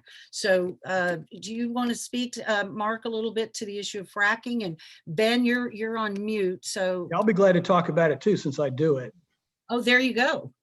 Why don't you go $9 or first? $10 million a year of it. Okay, Congressman Rooney, that would be great to hear. Well, first of all, and this is a real beef I have with what's happened in the last 3 years, all competitors are not made equal. And you don't have any problem out of the major oil companies seeking to enforce very rigorous environmental standards to raise the bar. And it's the independent petroleum people, the API, that keep fighting it. And we had a row with Secretary Wheeler about that in a public hearing. I don't know if any of your people were there. But, you know, the methane rules, the mercury rules, if they bang down on those, like President Obama tried to do, you can make the fracking process a lot less inimical to the environment. The other thing, like a company that I've been involved with, we recycle 90+% of our water. Nothing gets leached out into the ground or anything, but it costs more money. And we use compressed natural gas for our fracking power plants instead of diesel. So you start to add a lot of these things up. It's not a perfect solution, but it's an interim solution. I know that Dr. Jacobson doesn't like that idea, but we're going to need natural gas for the foreseeable future. We might as well make it as clean as we possibly can. And I might mention fracking has been around forever. Every well ever opened in a well bore was fracked. That's how you puncture the well bore to get access to hydrocarbons. The difference is in horizontal wells through shale beds, you have to empower the movement of the shale by injecting huge quantities of sand and chemicals.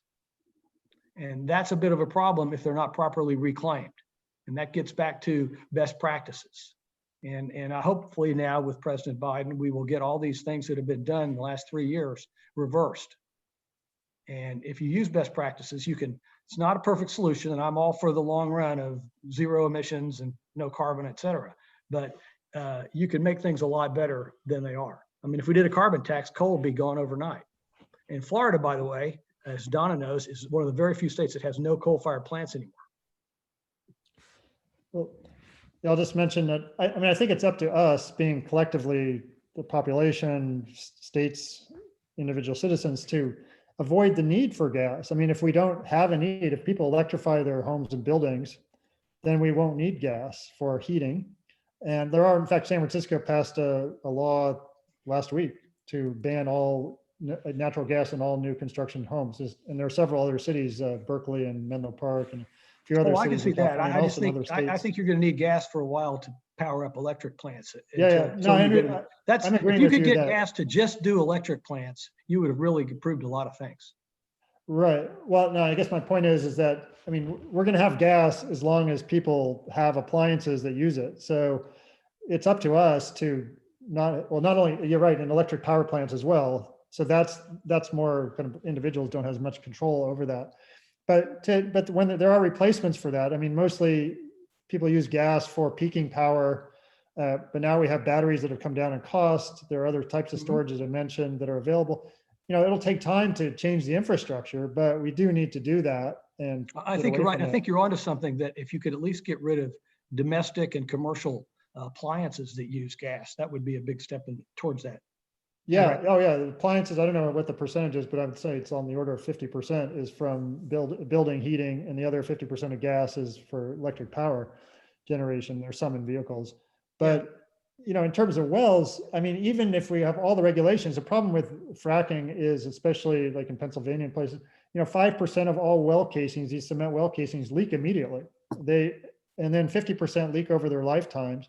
And then when they fill in the well after it's retired, you know, some of them, they're not monitored afterwards. And well, yeah, different states are different about that. I think Pennsylvania is trying to be the best of breed because it's such a beautiful, pristine environment. But you're right.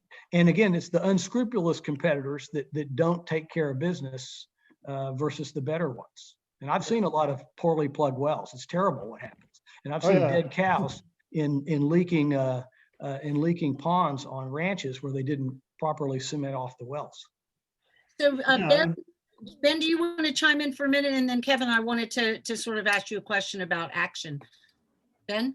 Well, all I would say is I think there's agreement that it's a transition, and you know, how long gas will be with us is a question mark and is absolutely up to us. But the reality is it'll be here tomorrow, and there are a lot of things that you can do in terms of oil and gas production in the near term to reduce emissions that don't sort of compromise the goal of quickly moving away from gas in sort of the applications that Dr. Jacobson is talking about. And it really is just arguing over the length of that transition, because it is a transition, right? It can't happen overnight. It's infrastructure, but a lot of the things that we can do on oil and gas production, you know, to clean that up can happen on a much quicker timeline. And so we should emphasize that without using that as an excuse to maintain those in the long term, because you know, the long-term use of oil and gas production is not consistent with the emissions targets that anyone has laid out in terms of decarbonization. And so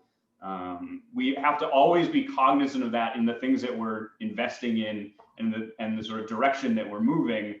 But I don't think that cleaning up oil and gas in the near term necessarily sacrifices that. So. Yeah, Good well, point. and we're really having a long-term conversation here, because when you cite, you know, this movement has gone through an evolution. I spent about 5 years fighting coal-fired power plant proposals in Florida. At one point, there were 7, so that's not an issue. We're moving, but as we move further down the road, now people are opposing, you know, investments in natural gas power plants, because that locks us into emissions for a number of years. That's something that's happening in the Orlando area, Congressman Rooney, where they have just announced that they're going to shut down 2 coal plants. But the debate and the discussion there is whether to convert to gas or to go fully to 100% renewables. So we're seeing this in real time. So Kevin, how can youth get more actively engaged in, especially some that are not even old enough to vote? So how does that work as we're sort of debating, do we go from coal to all renewables, or, you know, the gas sort of bridge? Yeah, definitely. I guess young people play a pivotal part in the next 10 years, what we do, right? The actions that we take and the solutions that we implement within this nation. I think one of the things is that young people are already powerful in the sense, you know, we're not the leaders of tomorrow, we're the leaders of today, we're the advocates of today, we're the change makers of today. And, you know, we're not going to wait around for, you know, older generations to do the work. We're already doing the work. And so to answer that question of like young people who who are not able to do the, who are not able to vote or, run for office. I think, an example that I would use is exactly what I did 2 years ago. And this was an idea that came to mind that recently just got passed last year, which was the Youth Climate Commission, giving young people the power, not only to be amplified and have their voices heard, but actually have the political power to have a seat at the table at one of the largest local governments throughout this country. Which is the Los Angeles Board of LA County Board of Supervisors, created the Youth Climate Commission, which was drafted by me and my friend Delaney Michelson. And it's the first ever in the nation. It's first ever in the world, actually. It's never been done before. And it's giving young people a real seat at the table and really saying, you know what, we're reclaiming, not only are we reclaiming our voices and our making sure that we're heard, but we're saying that, you know what, we need to be at these meetings, at the seat where at this table where these decisions are being made on behalf of our communities, the communities that are being affected the most by the climate crisis, and so like young people are able to do policy work even if they're not even young enough to vote. Older enough to vote or even run for office. They're able to do the policy work. Take it from me, I've done it myself. I've been doing this for 9 years, and I was able to pass the Youth Climate Commission and making sure that other young people are not only amplified, but also get a seat at the table. So yeah, we can do a range of things. We can take systematic action, which is demanding of our politicians by doing marches, rallies, and protests. We can also do individual action, which is calling our local congressman or congresswoman, or even our local city council or stuff like that. And we can definitely do a lot more. Planting a tree, changing our daily habits, anything that can make a difference. I think I'm big on making sure that we not only take systematic action, we take individual action, because it all matters in the end. Well, the equity lens is so important because you see frontline communities suffering from the pollution, from the production of the energy, as well as the impacts from climate change sort of affect them first and worse. So we have a couple questions, and back to our members of Congress, because everybody does want to talk about campaign finance reform. But in that basket, we have one question about sort of the animal agriculture industry and deforestation, and sort of what's the appetite there. And then I'll just couple that with another person asking about what can we do as constituents to move campaign finance reform. But I think the sort of agriculture industry is another one where they see the threats and they see solutions and being part of the solution. So if you want to comment on that. Yeah, my family farms in North Dakota. My brother-in-law and sister are wheat, sunflower, a bunch of things. He is an environmentalist, and he believes that that farmers are increasingly very sensitive to the environmental issues because they see it every day. So that he's working with environmental agriculture people all the time.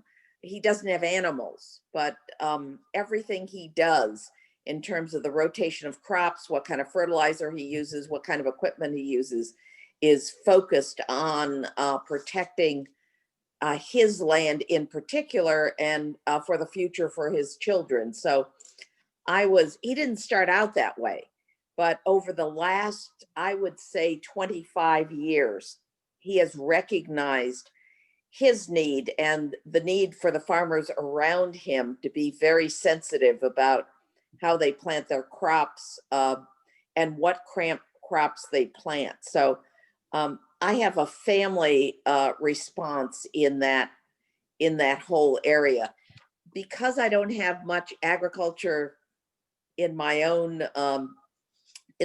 district, I haven't had, except for in Homestead, which is not my district, direct relationships, though I have informal relationships with the tomato farmers, for example, in my district, with the Homestead farmers who are very conscious about environmental issues.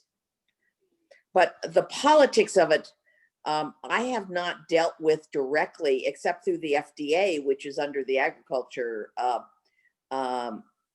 Committee. and I'm very familiar with nutrition issues and other issues when I was Secretary of HHS. Yeah, Congressman? Sure. Well, first of all, with a nod to Kevin there, we have two recent examples in the last 20 years of citizen action to avoid really bad climate-related decisions. One was stopping the jet port that Miami wanted to put in the middle of the Everglades about 20 years ago. And second is the stopping the practice of back pumping polluted phosphorus-laden water from the sugar fields around the lake back up into Lake Okeechobee. And the citizen outcry was what got that stopped. And also put on a tax on the sugar industry to help pay for cleaning up the lake. So citizen action is important. And we have two kinds of pollution problems that relate to agriculture in my area that I'm pretty familiar with. One is the impact of phosphorus from fertilizers in the primarily sugar area. And the fact that they now have to sequester their runoff and deal with it is a big improvement.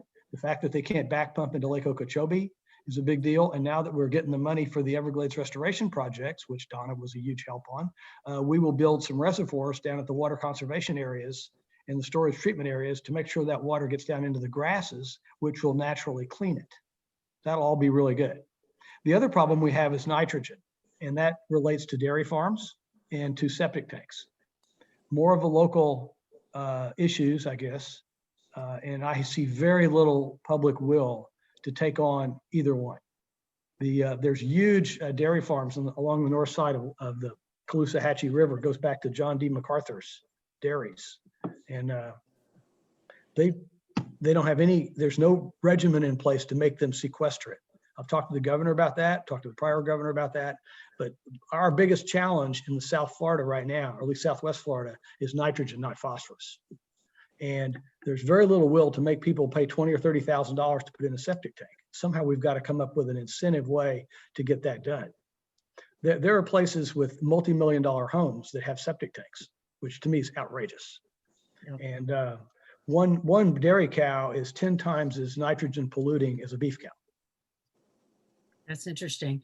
Yeah, we have had a terrible problem in the state with blue-green algae and red tide, which has existed historically, but because of the nutrient pollution from ag runoff, and as you were just talking about septic tanks, it's really exploded. And the point I want to make is that the warmer, wetter weather from climate change is exacerbating the problem. So it absolutely is. Susan, we have a hypoxic dead zone off of Southwest Florida that relates to those exact factors.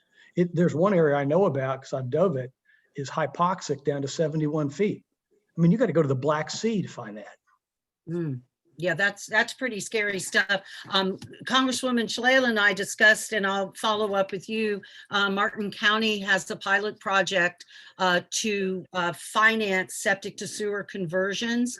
They buy down the cost a little bit, and it's like $83 a month. And so there are some interesting financing options, which is actually one of the ways we're going to move to 100% clean energy is with financing. So it's really important. But Ben, I wanted you to pick up on that agriculture piece.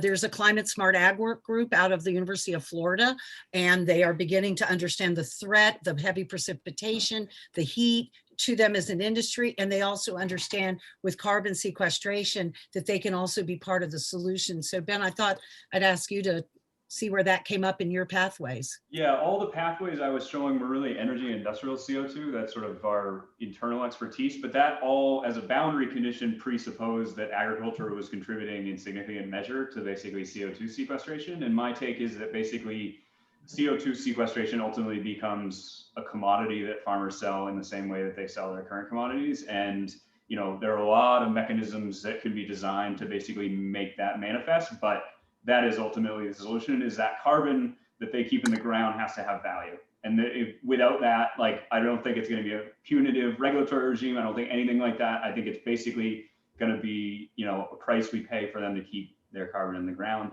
And so that is hugely important. And probably I undersell that story when I tell it, because it's not, you know, I can't grow tomatoes, so talking about agriculture seems wrong in some way. But that is absolutely like hugely important to the overall story of climate mitigation. Yeah.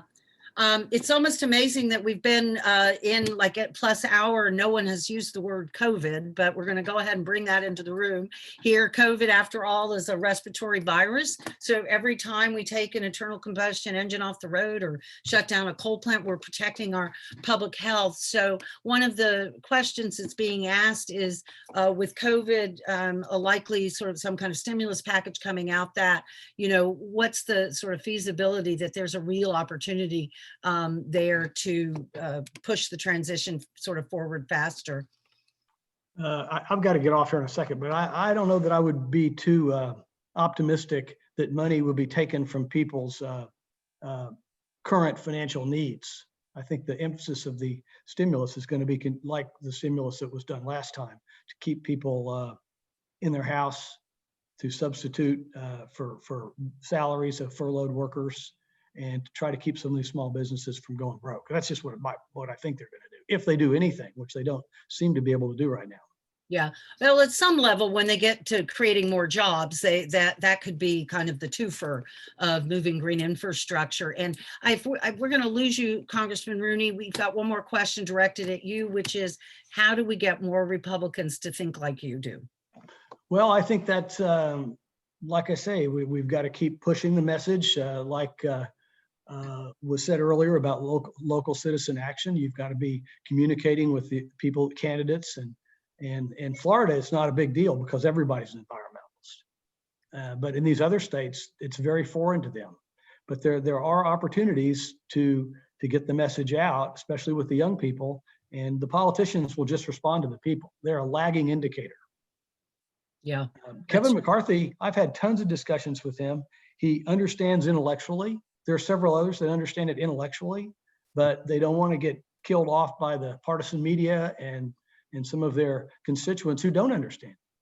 I mean, when I did the carbon tax, there were a lot of people in my area that couldn't get over the word tax. But when I talked to them and I got them over the word cap and trade and the cost of another 100,000 bureaucrats to administer it, they were okay with the carbon tax. So we've got a lot of information, learning to accomplish. Yeah.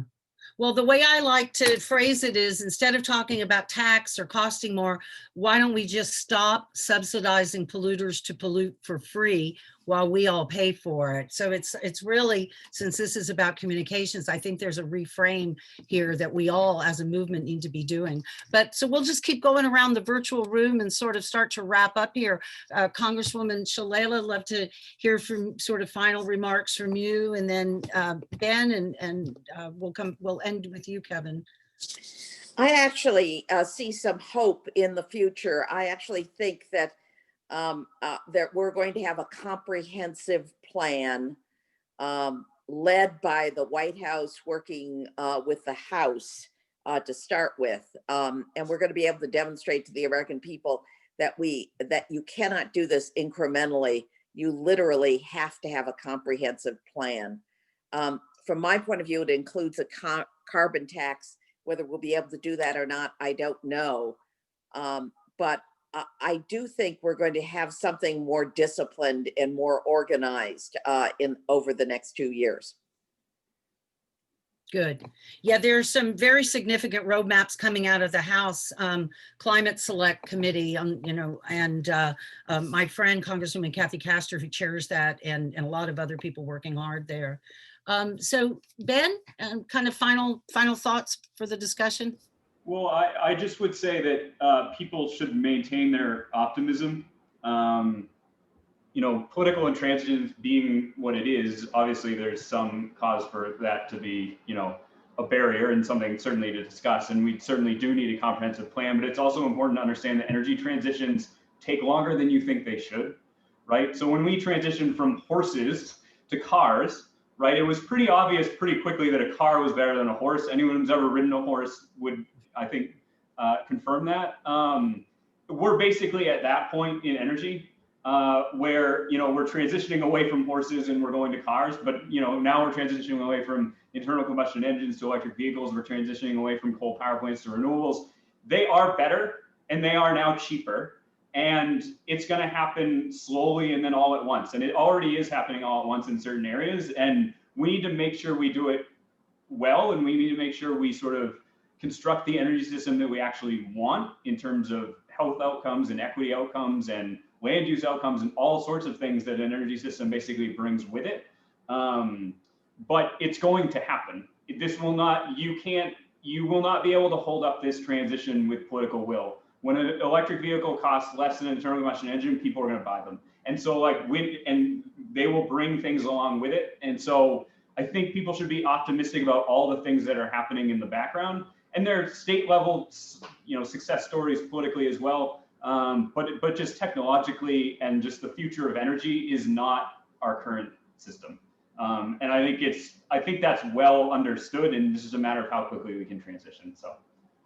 Yeah, it goes back to what I said about this sort of very short window that we have. I mean, we could have moved in 1965 when Lyndon Baines Johnson talked about climate change, but we didn't. We didn't due to sort of the fossil fuel industry's multi-decade misinformation campaign to confuse the science. And so here we are with this window. And so, Kevin, you're our youth voice here. How do we help the next generation and work with and collaborate to sort of bring this thing across the finish line in short order, in enough time to avoid these worst implications. So all the pressure is on you. It's up to you. No, it's up to all of us. But the youth voice is so important. So Kevin? Yeah, definitely. I think one of the things, we have a timeline of 10 years, and that doesn't mean that the world is ending. 10 years, scientists have given us to say we must implement the most boldest and strongest, climate action solutions to reverse the effects, reversing the effects that we've had on the planet, but not only the planet, the people itself, right? We have a lot of marginalized communities, low-income communities, BIPOC communities that are being affected by the climate crisis right now. And that doesn't get to say that, other communities might be affected later down the line. So again, 10 years to reverse the effects of the climate crisis. I'm surprised that we didn't talk about just transition and how that is a bigger implication in climate policy. But really what I would say is how young people are, and, what young people really look forward is to work. This is not just a young youth climate movement. This is an intergenerational movement. This is old people, between the middle-aged people and young people, and even younger people who are coming into age, and so I think one of the next seven generations. So I just think it's so important that we recognize this is not only an intersectional movement, this is an intergenerational movement, and that right now we really must consider that now we have a timeline of 10 years. A lot of the young people really want bold climate solutions, divesting from the fossil fuel industries and corporations that are causing harm right now to communities of color around this nation, not just in my community of Los Angeles. But one of the things I would say is not just divesting from the fossil fuels, is making sure that we have just transition for those workers, and making sure that we institute a Green New Deal or solutions like the drawdown solution. And so ending, I think young people really just want to see more collaboration and more action from our politicians, and making sure that we're not, saying, letting polluters still pollute, but putting a tax on them, right? And so I think one of the things we want is making sure that we get rid of polluters, immediately, but making sure that there's a just transition and within a time period that we can do it, so that, the people who are working in these industries just to feed their families have, a way to have another job and go into another, workforce that is going to be sustainable for the people and the planet. Well, I couldn't agree more about the need for a just transition. As I mentioned earlier, you tend to have frontline communities near road air pollution. So when you electrify transportation, so they're getting the pollution on the front end, and they're also having this high energy burden. So people who are lower income pay a much higher disproportionate amount of their income for electric bills. And I loved hearing about the potential for energy efficiency. I mean, right here in Florida, we have really anemic energy efficiency programs, conservation programs, and affluent people are getting more efficient all the time. So it's people who can least afford it. And we're all spending more times in our homes. So sort of back to COVID, right?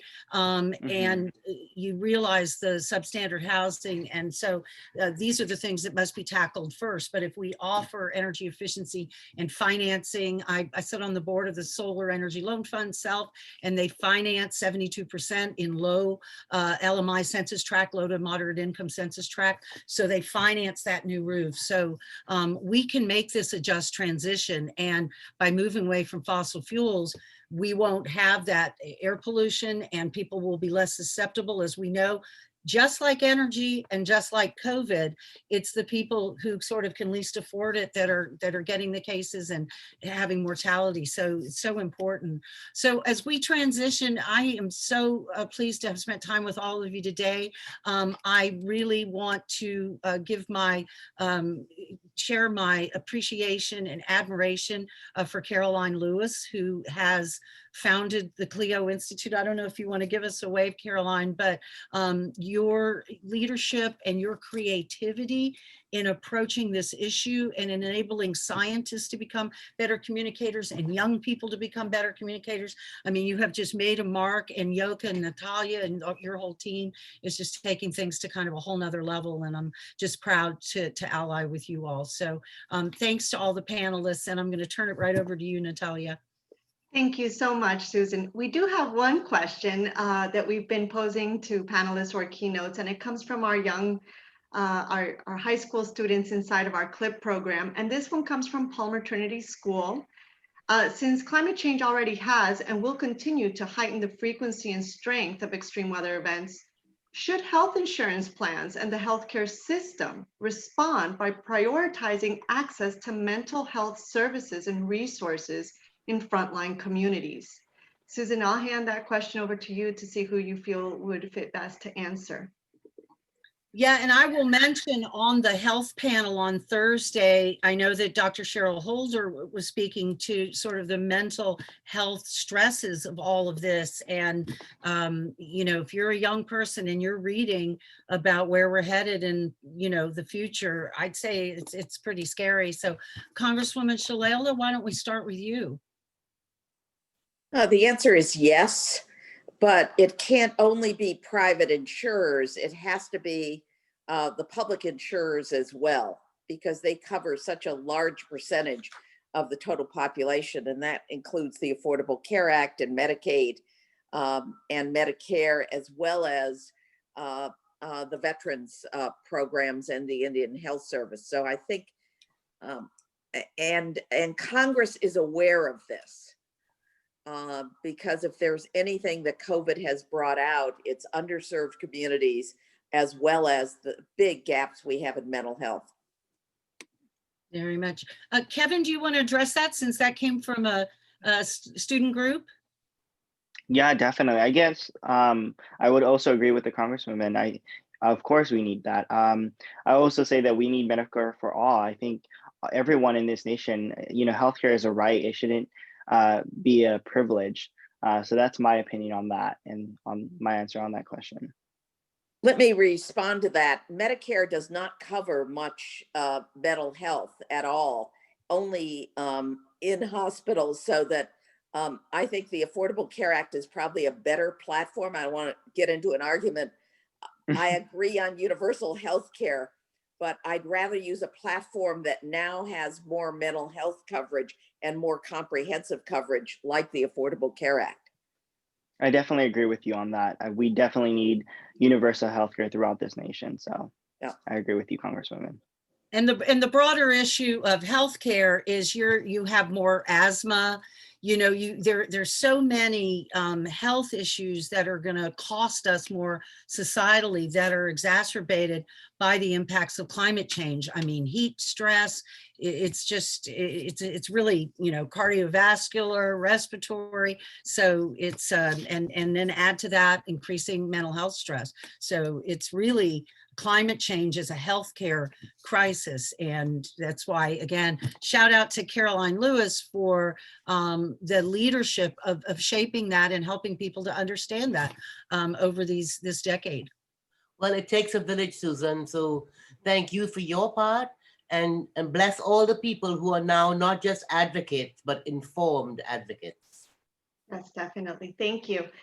And as part of our interactive learning that we've done throughout our 3-day symposium, now we're going to ask everybody to find out who your representatives are in Congress. A lot of people don't actually know. So we're dropping the link in the chat, and we're going to give you a minute to find out who represents you. We hope you're doing this because we're going to ask you to tweet with them in a minute.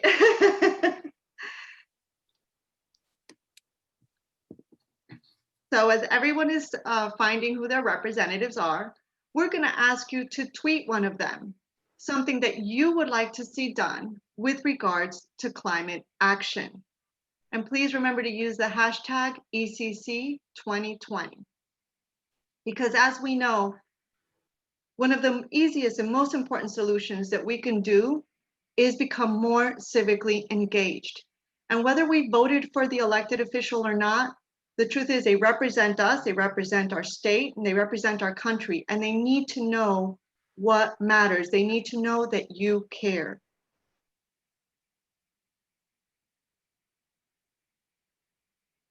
And now we've come to the part of our symposium where we would like some feedback. Please take a moment to do this daily survey poll. There will be 3 lucky winners that will win a zero waste gift box along with a $25 gift card valued at $70 from Earth Hero. So please take a moment to do this poll. I'm going to give you about 1 minute. They're really short, easy questions.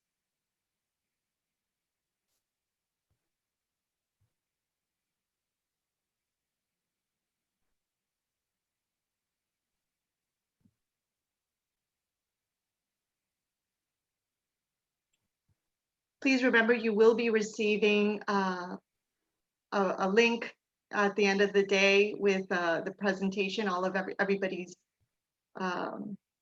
presentations today.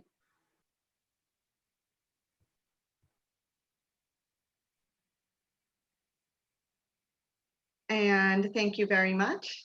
Now I'm going to pass this over to Yoga. Thanks, Nati. Well, we're coming to an end of a wonderful 3 days. I hope all of these panels have proved to be as inspiring as this last one. To us, bringing the decision makers to the table and bringing the solutions to the table, the way we advocate for those solutions, it's really at the root of our mission. But as we have seen, it takes one motivated side to rise and take action, and another sensible one to listen and embrace the message. And this is how societies progress and evolve to become better. I really enjoyed this last panel, and I guess the one takeaway is that for policies to change, we need to demand change. And the youth movement has shown us that way. Their concerted efforts, their systematic protests, and their clear arguments of these young climate leaders are moving the needle.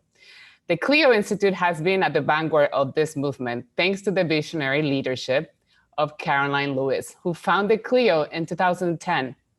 Her vision, her drive, and decade-long commitment to the cause has borne great fruits with our Jane Clio youth leaders. And we want to take this opportunity on Clio's 10th year, almost into our 11th year now, to salute Caroline and thank her for her passionate and for her arsonist spirits.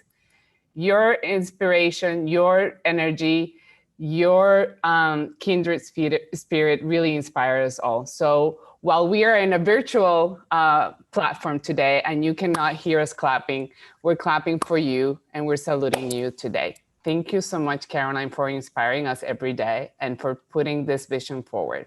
Thank you so much. Well, my pleasure, Yoka. And quite frankly, it's a little embarrassing to get a lot of the accolades for this because it takes a village, as you well know. And one of my greatest pleasures is to watch us grow our staff, starting with big changes when we got Olivia Collins and Natalia Ortiz on board, and then finding you, Yoka, to serve as the executive director and take us to new heights of leadership. So I'm a proud mama. I'm still very, very engaged in Clio and the climate fight. And I wonder if now I could take a few minutes to tell you a little story and ask a favor of you with respect to your priorities. You spent the better part of 3 days with us, and I hope you can spend the next 2 minutes just listening and thinking about this story that I heard years ago and I'd like to share with you today. So it goes like this. One day, an expert in time management was speaking to a group of business students, and he wanted to drive home a point. And he told them a story they'll never forget. It went like this. He pulled out a 1-gallon mason jar, glass jar, and put it on the table. Then he took out a bucket of rocks, about fist-sized rocks, about 20 rocks in the bucket. And one by one, he started taking the rocks and putting them into the mason jar, into the glass jar. After he got about 5 or 6 of them in, it was getting full. So he moved things around and he got a 7th one in. So he had 7 of these big rocks in the jar, and he turned to the class and he said, "Is the jar full?" And the class said, "Yes." And he said, "Really?" And he went under the table and picked up a bucket of gravel, small pebbles. And he took the pebbles and the gravel and started pouring them into the mason jar, and they took up the spaces in between the big rocks. And when he couldn't get any more gravel in, he turned to the class and he said, "Is the jar full?" And they were a little skeptical, so they said, "Probably not." He goes, "Right." Then he reached under the table and picked up a bucket of sand. And he started pouring the sand into the glass jar, and the small, small pieces of sand found their ways in between the big rocks and the gravel to take up all that space. Then he said to the class one more time, "So now is it full?" And they were really sharp and skeptical and go, "Yeah, no, maybe not." He goes, "Right." And he went underneath and picked up a pitcher of water. And he started pouring the water into this glass jar, and the water took up all the space between the rocks and the gravel and the sand. And when it could hold no more water, he turned to the class. "Is the jar full?" And they all said, "Yes." And he goes, "Right. Now, what is the moral of the story? What are we trying to communicate here?" And one eager beaver raised his hand and said, "Well, I think you're trying to tell us that even if you're working really, really hard and you have no time, if you try, you could always find room to do more." And he goes, no, that's not the point. This jar is a metaphor for our lives. And we want you to look at the jar and how many big rocks you could get into it, 5, 6, or 7, and how much of the space is taken up by the gravel and the sand and the water. And now ask yourself, if you didn't put those big rocks in first, would they ever fit? And the answer is no. And he said, so the moral of the story is to understand your life and what your big rocks are, what's important to you, your children, your career, exercising, arts, a nonprofit that you work for. What are the causes, family, that you really prioritize? And make those your big rocks, and remember to put them in first, or else they will never fit. And your life will not be fulfilled with what your priorities really are. So when you are reflecting on this 3-day seminar and how much we've learned to connect the dots between climate and health and heat and food and extreme weather and policies, and so much about communicating all of this right, we want you to think about your big rocks, and we're asking you to make one of your big rocks climate advocacy. Because if all of us make climate a priority, we will talk more about it, we will do more about it, and we will effect change. So my sincere thanks. I know one of my big rocks is the Clio Institute and what it means to me and what we're trying to do. So we welcome you aboard in looking at the jar and the rocks and the gravel and the sand and the water and asking yourself the questions, what are your big rocks? Thank you very much.